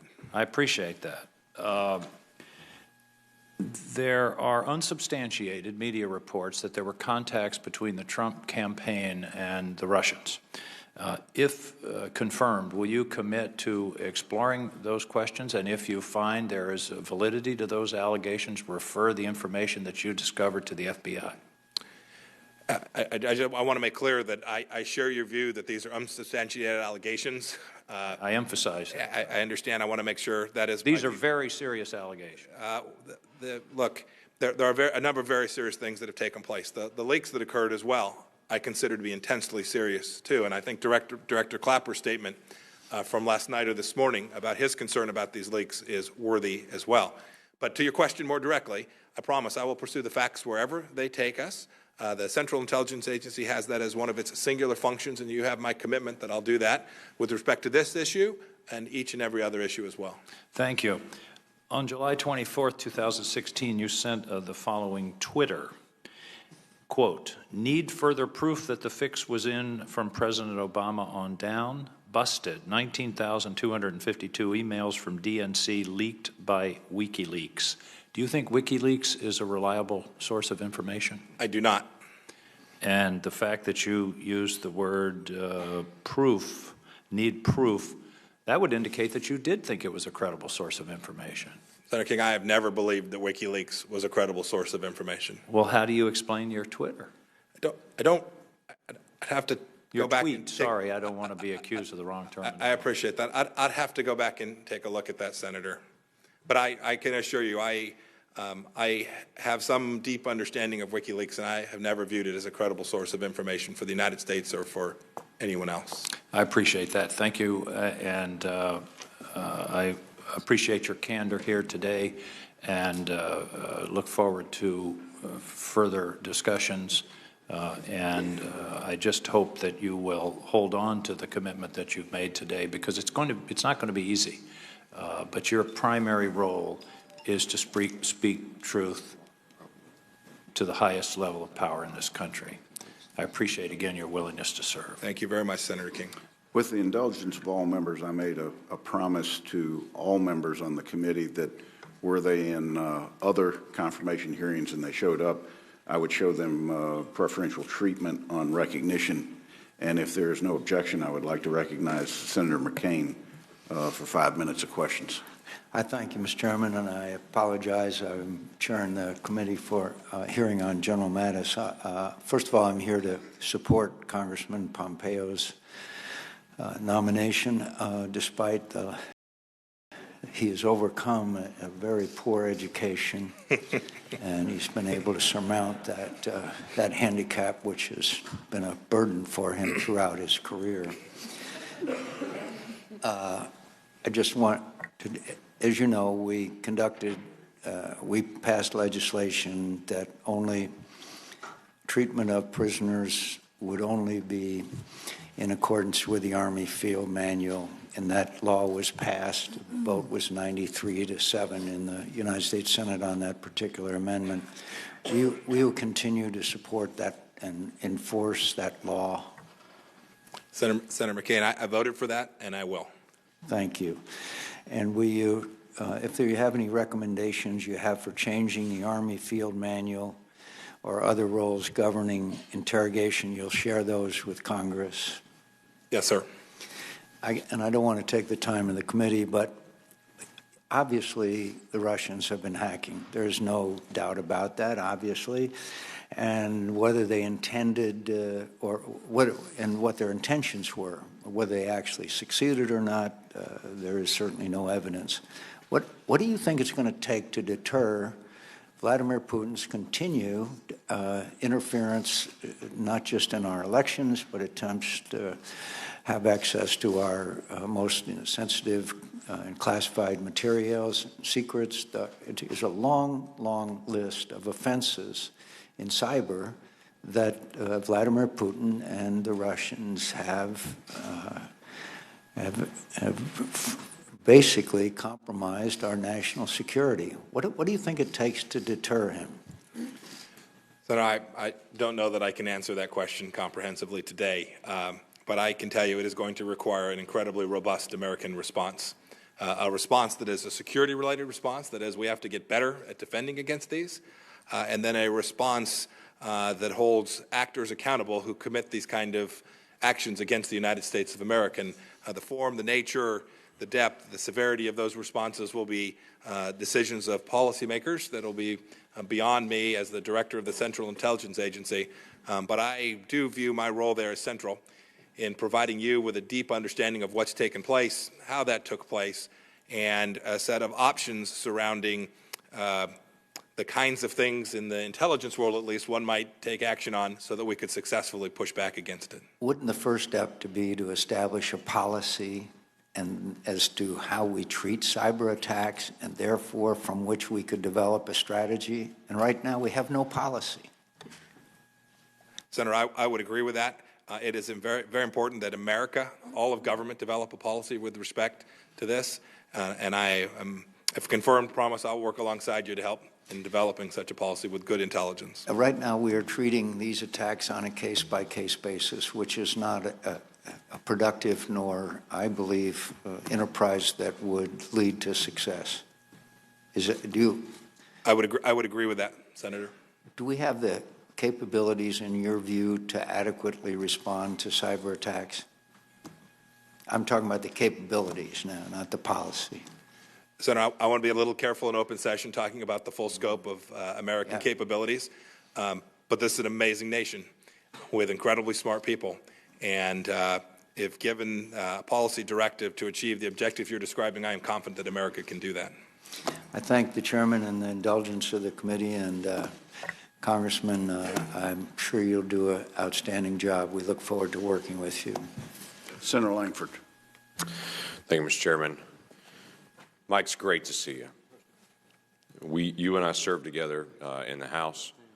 I saw up close and personal the tenacity of your work, how seriously you took the task there, that you engaged immediately in policy issues, and your passion was to be able to come and help. And that still remains today. Your greatest asset is no doubt Susan, and your tremendous relationship and your family. And I know that will be a great asset to the nation as well. And so thank you for stepping up to do this. Your whole life changed a month ago when you accepted the possibility of a nomination for this. And so thanks for stepping up and do it. Let me ask about the role of the CIA and its face and the direction that it looks. Can you walk me through your philosophical perspective of it being a foreign face, and what is the role in the United States for the CIA? Well, Senator, first of all, thanks for the kind words. I enjoyed working alongside you on important policy matters as well, and right back at you, Ray Cindy. Yeah. Look, the Central Intelligence Agency has a mission. It's to steal secrets, and it's to be an espionage agency, getting a hold of information that bad actors around the world don't want us to know.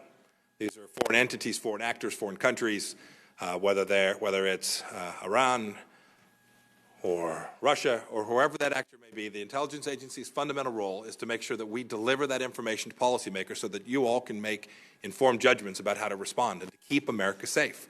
That's its function. It has lots of pieces to it. There are people pieces. We have to make sure we have the finest talent from all across America so that it can deliver that product. We need to make sure we have policies and processes in place so that we can deliver that. We need to make sure when asked to perform covert action activities that we do so in a professional way, consistent with the law, and vigorously execute the President's directives there. This is a world-class foreign intelligence service that, if it confirmed, I am humbled to have the opportunity to lead. So let me ask about gathering intelligence and getting it in a timely basis to the President and other decision makers and policymakers. It has been one of the ongoing disputes is the speed of the turnaround. How fresh is that information? And at times for agencies to think and rethink and edit and re-edit information so that by the time you get it, it's so sterile and so old that it's not as useful anymore. Talk me through just methods and thoughts about trying to get fresh information to policymakers and the President. Senator, it's incredible, important that the information is timely. I understand sometimes there is a trade-off between speed and depth and accuracy, right, and completeness. But that just means we have to be world-class. Businesses do this every day. I tried to do it in the times that I ran my two small companies. We have to make sure that the CIA is world-class with respect to developing this information in a timely, speedy fashion, getting it to policymakers in a way that is both reliable and timely. We've all seen this. It's a complex world with difficult foreign intelligence collections and pockets, and we have to make sure that the agency is world-class with respect to delivering that to you. So let me ask a strange question for you. You're going to often be in meetings with Dan Coates and yourself and the President. What's the difference in the information that you're bringing to the President? How can you and the Director of National Intelligence cooperate together in bringing information, and what's the differences in the roles there as the two of you sit and bring information to the President? Look, the DNI, and Senator Coates have confirmed in his role, will have the important function of being the President's senior intelligence policy advisor. I have the glory, if confirmed, to lead the world's premier intelligence collection organization. Certainly with respect to human intelligence, we have a unique capacity that is unrivaled in the world, and I hope to be part of making it even better. And so we'll bring a set of different perspectives. He will have spent more time evaluating intelligence that comes from different parts of the intelligence community than I will have. I will have been focused on the work that our agency does. And I have great confidence that he and I will work together to deliver a comprehensive view of Americans' intelligence posture and the information that has been derived from that. Okay. Thank you. Thank you, Senator. Very much, Mike, for your service, and Susan for yours as well. So, Mr. Chairman, I yield back. Senator Manchin. Congressman, thank you, Mr. Chairman. Congressman, thank you for your service. Thank you, Senator Manchin. And also, congratulations on your nomination, and to your family, I'm sure extremely proud of you, and they should be. With that being said, you know, we live in a troubled world today, as we all know, and I think I just want to hear your thoughts on your experiences within the military and also your experience as a congressperson and the positions you've had in Congress. On what do you consider the greatest threat the United States of America faces today, and what person brings the greatest threat to our country that wants to do us harm? So it's always hard to rack and stack, especially in times of turmoil around the world that we find today. But let me give it a throw. So I begin with the threat from terrorism as it extends into the homeland. If you ask what was the most immediate threat, I think it's certainly that. That is, it presents the most immediate threat to the personal risk to a person living in south central Kansas. And so we need to be... A country associated with that? Oh, boy, there are too many to name, but let's start with the activity that's taking place today in Syria and Iraq and the threat that terrorists pose both both Sunni and Shia terrorists opposed to the United States. So ISIS and Al-Qaeda would be the primary organizations today, but it extends far beyond that. We've also seen challenges from radical Islamic terrorism in Southeast Asia. Do you believe terrorism is the highest threat that we face? I mean, I'm just saying in the position you have right now, the unclassified position you have right now in your experience. In the near-term threat to life and limb of Americans, yes. I'd put North Korea, China, and Russia right up there alongside them. Which one has the weapons to do us harm? Oh, goodness. So the nuclear powers are the ones that have the biggest threat to do catastrophic harm to the United States. And which person in the world do you, in your estimation, has the desire to do us the most harm? Boy, to ask me for a singular individual is really a tough question, Senator Manchin. The list is long. There's a lot of them? Yes, sir. Okay. West Virginians are asking me continually, can we trust the intel community? And they go back, they keep referring back, because through the political, they listen to a lot of the political campaign rhetoric. We had weapons of mass destruction. We declared war in Iraq. We found out that maybe we could have taken a different course or altered that course. So they have concerns about that. And I would just like to ask, do you have confidence in the intel community, the CIA in particular, where you're going into? I do. Look, I'd never stand here today to tell you that the agency has had perfection throughout history, nor that it'll have perfection if I'm confirmed on my watch. But I have great confidence in the men and women that work out there. They are, you know them, right? They are patriots, they're warriors, they're real people who have dedicated their life to keeping America safe. And I have the utmost confidence that if I'm confirmed, I will get an opportunity to lead a set of great Americans that aren't politicized. Right now, I think you'd have to agree that the morale's fairly low, and they're being hit by many different angles and different sides through the political process that we go through, which can be very, very damaging, if you will.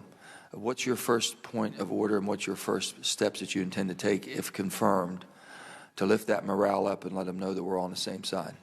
Senator, I might just respectively dissent from the predicate of your question a bit. I've had a chance over the last few weeks to spend a little bit of time with a handful of people out there. I haven't seen the low morale that you described. Look, they're human beings. They're Americans too. They watch the political process. But what I've seen from the spirited warriors out of the Central Intelligence Agency is a desire to sort of get out of the middle of this fight and continue to perform their function, right? To do their work in a way that they know how to do. And they are, I don't mean to denigrate the leadership at the Central Intelligence Agency at all today.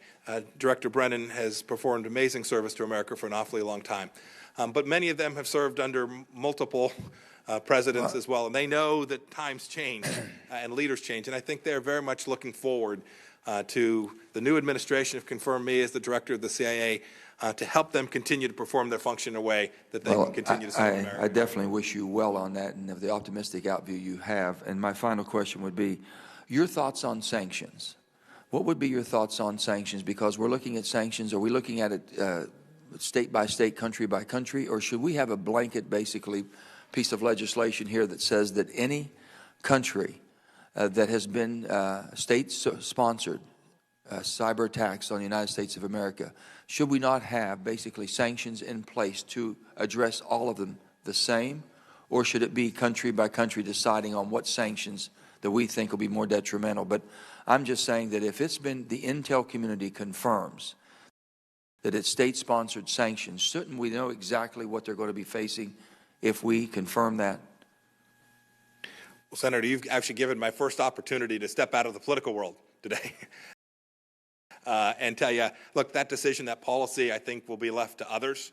I do have a record with respect to sanctions. Right. I have voted for legislation authorizing sanctions on a number of countries during my time as a member of the United States House. Were they evaluated country by country, or do you? Yeah, my recollection is, Senator, they were nation-by-nation sanctions that we were evaluating. So basically, whatever relationship we have with that nation, it could be a little bit easier on one, tougher on the other. But don't you think us as policymakers should have sanctions that say, listen, if you do this to us and it's confirmed and it's state-sponsored by you, whether it be financially, whether it be economically, whatever it might be, these sanctions will go into effect immediately? Senator, I'm going to defer on the policy question today. I'll make sure you have all the information you need to form good judgments about that. Thank you very much. Thank you, Congratulations. Senator Manchin. Thank you, sir. Senator Cotton. Mike, welcome before the committee, and congratulations on your nomination to be the Director of Central Intelligence. Susan and Nick, it's good to see you again. I know that you're very proud of Mike, as we all are. This has been a very thorough hearing. We've spent Lord knows how many hours at the agency and traveling around the world, so I think I have a pretty good sense of your views on these questions. Therefore, I'll reserve the rest of my questions until a closed hearing when we have a little more frank discussion. Since Senator McCain scurrilously attacked your education, I will stand up for our Army background. I will say I'm troubled somewhat by the material I found in your biography that you came in first in your class at West Point and therefore had your choice of branches and chose armor instead of infantry. I will consider this a youthful indiscretion that does not reflect on your current service, and I will see you this afternoon. Thank you, Senator Cotton. I am glad to see, Mike, that you haven't forgotten where the razor is like some Army veterans. I'm preparing to deploy covertly. Senator Harris. Representative Pompeo, I was glad to meet with you earlier this week, and congratulations on your nomination. For clarification, have you read in its entirety the IC report assessing Russian activities and intentions in recent U.S. elections? I have. And do you fully accept its findings, yes or no? I've seen nothing to cast any doubt on the findings in the report. Okay. And your voting record and stated position on gay marriage and the importance of having a quote-unquote traditional family structure for raising children is pretty clear. I disagree with your position, but of course you're entitled to your opinion. I don't want that, however, to impact your opinion on that matter, the recruitment or retention of patriotic LGBT women and men in the CIA, some of whom have, of course, taken great risks to their lives for our country. Can you commit to me that your personal views on this issue will remain your personal views and will not impact internal policies that you put in place at the CIA? Senator Harris, you have my full commitment to that. I would only add that in my life as a private businessman, this same set of issues was out there. I had my views at that time as well, and I treated each and every member of the workforce that I was responsible for at those times with the dignity and respect, and demanded of them the same things that I demanded of every other person that was working as part of my team. And do I have your assurance that this equal treatment will include policies related to child care services, family benefits, and accompanied post for dependents? Without knowing the full set of policies and benefits out at the Central Intelligence Agency, I haven't had the chance to find that out just yet. You have my assurance that every employee will be treated in a way that is appropriate and equal. And that you will not put in place any policies that would discriminate against any members because of their sexual orientation? Ma'am, I can't imagine putting in place any policy that was discriminatory with respect to any employee. Thank you. And I'm also concerned about rhetoric related to Muslims from high-profile members of the incoming administration, in particular Lieutenant General Michael Flynn, with whom I imagine you'll be working closely.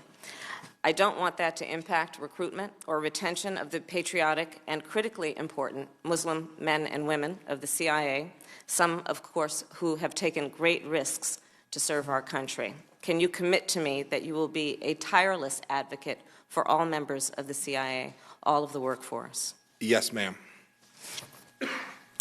CIA Director Brennan, who spent a 25-year career at the CIA as an analyst, a senior manager, and station chief in the field, has said that when, quote, CIA analysts look for deeper causes of rising instability in the world, one of the causes those CIA analysts see as is the impact of climate change.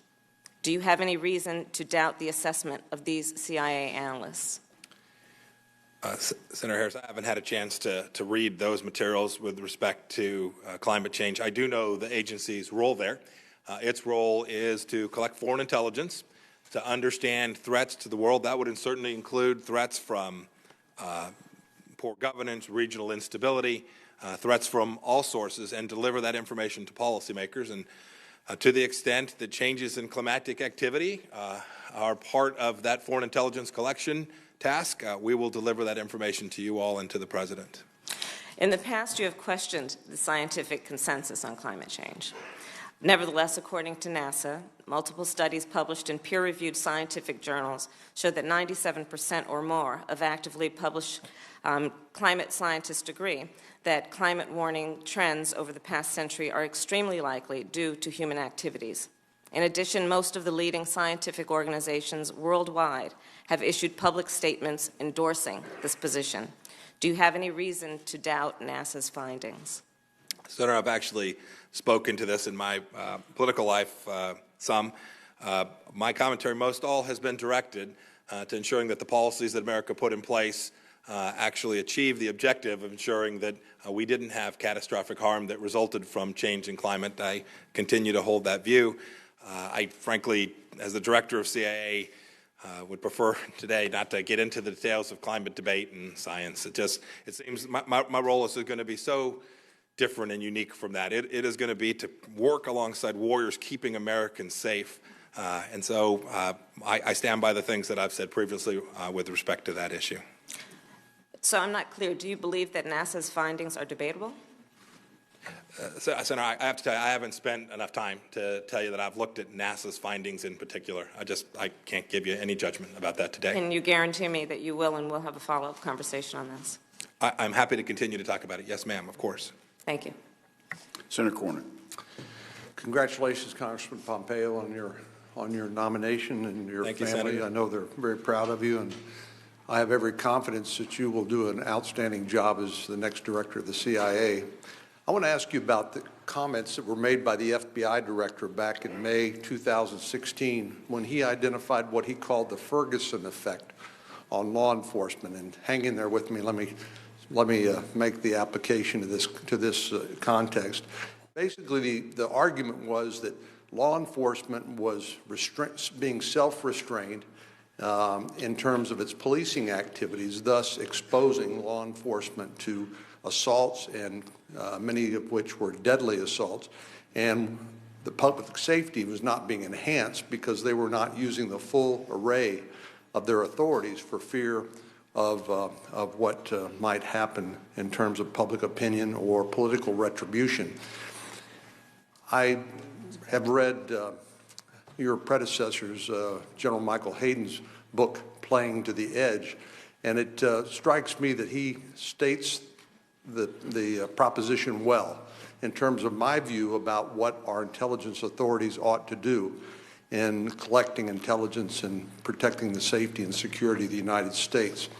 I don't want our intelligence officers and authorities to restrain their activities for fear of political retribution or for fear of that they will be criticized for using the lawful authorities granted by the United States government to the edge, not going over the edge, but I want to make sure that they take full use of those lawful authorities. I know that one of the conundrums that we have in a democracy is that when we start talking about what those authorities are and what they should be, there is a natural reticence to do so because, of course, in Russia and China and North Korea and Iran, they don't have those problems. In dictatorships and autocracies, they just do what they want to do without regard to any oversight, any laws, any constitution that necessarily and importantly limits what we can do in a democracy. But I think there is a danger when we start talking about the role of our intelligence agencies that either wittingly or unwittingly, sometimes misinformation or disinformation about the nature of the activity and nature of the authorities enters into the debate in a way that eventually damages or limits our ability to play to the edge of our lawful authorities and the interest of our security and safety. I just want to get an idea from you about what you think the director's role is in terms of engaging in the debate when it comes to what authorities that either your agency or the FBI or other members of the intelligence community need. There was a question about metadata, which of course metadata is not content. It's the United States Supreme Court has said there's no reasonable expectation of privacy, so the Fourth Amendment isn't implicated.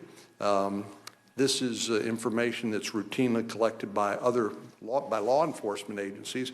But my concern is, and maybe I'm not being as direct and clear as I should, I just want to know what you think your role will be in terms of standing up and defending the lawful authorities of the intelligence community in order to play to the edge of that legal authority in the interest of the safety and security of the American people.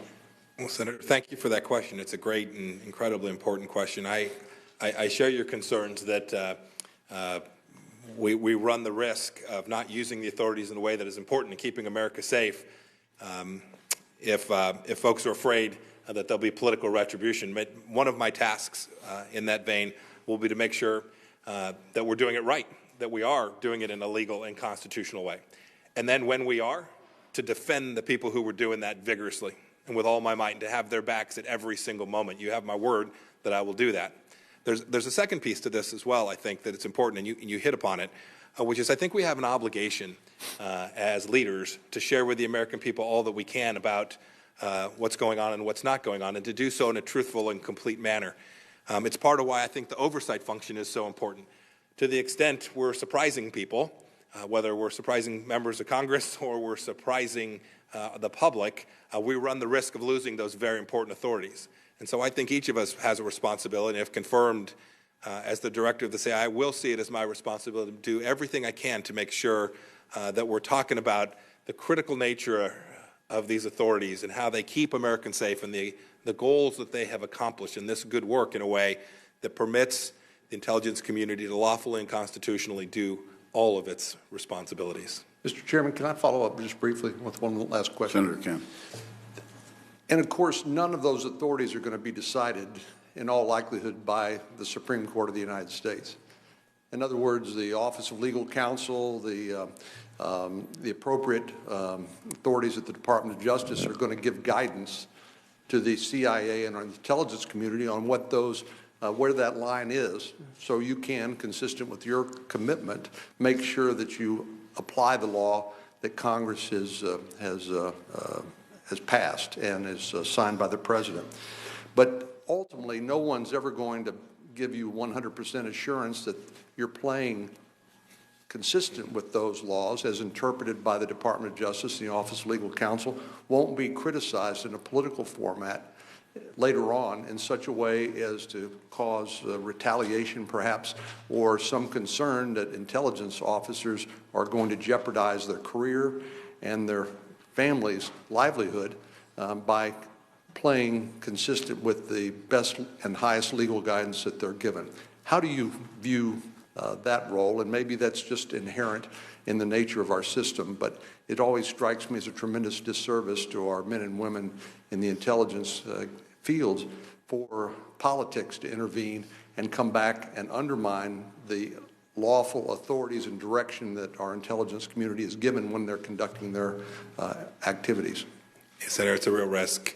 It's an important part of my role to make sure that we have clarity, that those lines that you talk about are clear and bright, and so that this risk that you refer to, I've heard others talk about it as second guessing, is minimized, happens as rarely as possible, and that there aren't surprises to people as they go through. That's incredibly important, and the director of the CIA has an important role there, both making sure that we're behaving lawfully, and when we do, defending the men and women who we ask to do really hard things inside of those laws. Thank you. Thank you, Mr. Chairman. The Chair will recognize Senator Warner for a brief statement, and then Senator Wyden for one question. I just understand what my friend, the senator from Texas, has been saying, but I want to, 10 of the comments I just wanted to respond, put on the record.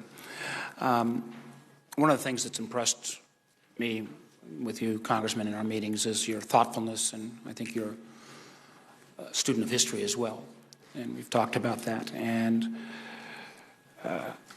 I think part of the responsibility of the agency that you may head is unique in that it is tasked with taking on covert activities and relies in many ways upon the oversight of this committee and frankly, the trust of the American public.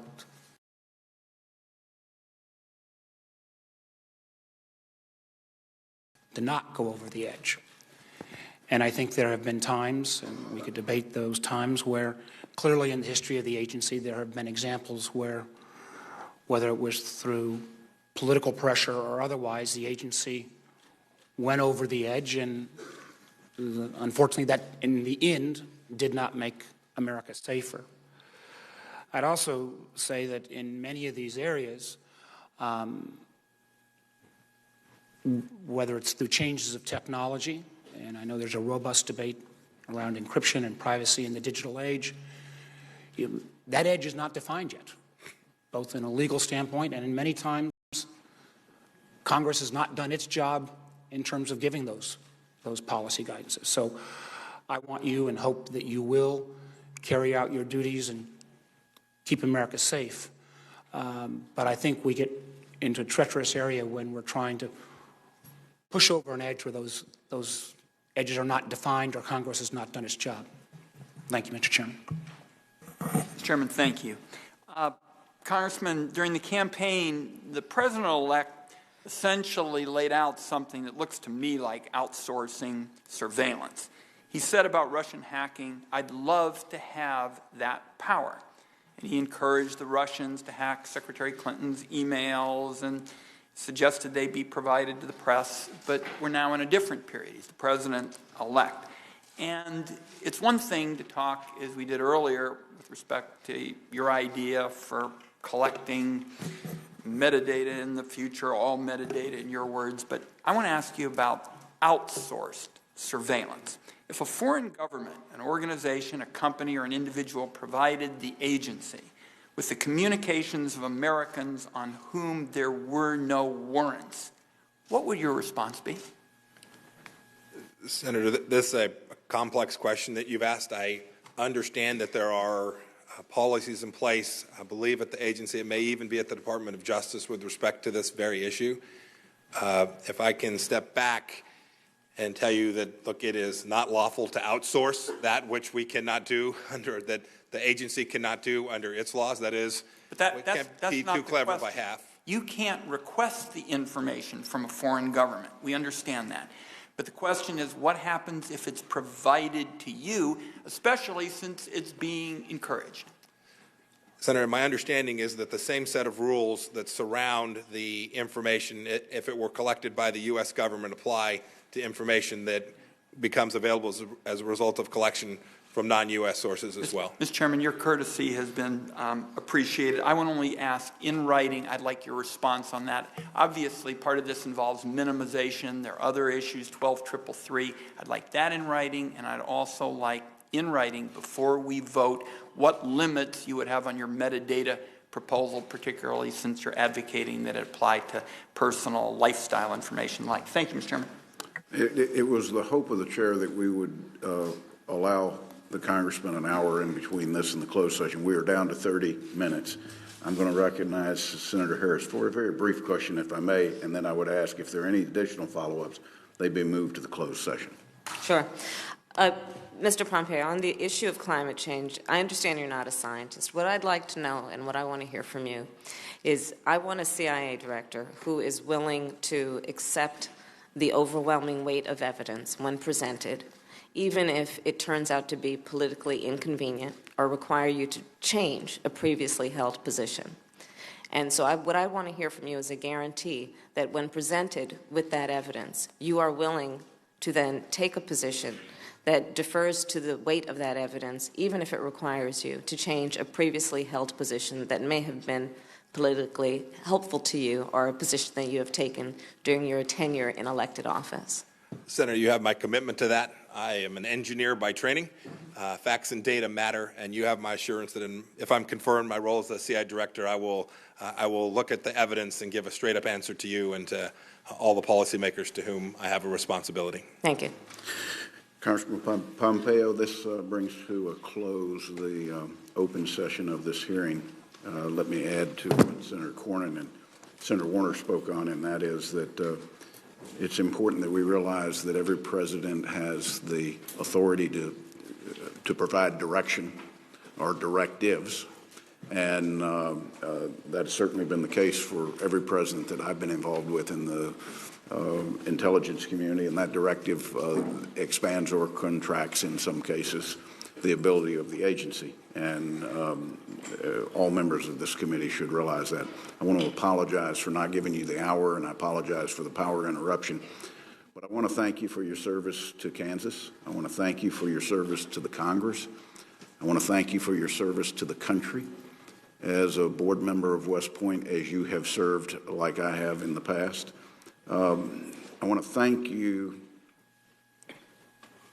for how you've used your military education, and more importantly, how that's highlighted the greatness of the institution and the role it plays in developing future leaders of the country, of which you exemplify that. For that, we are grateful. This Thank you, hearing is Senator adjourned. Burr. Thank you, Senator Warner. Thank you.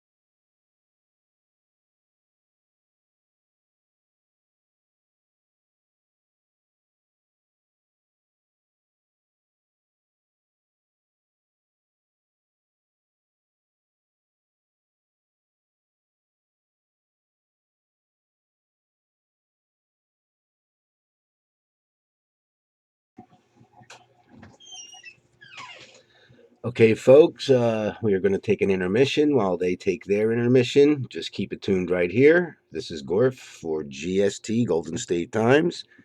We'll be back shortly. Thank you.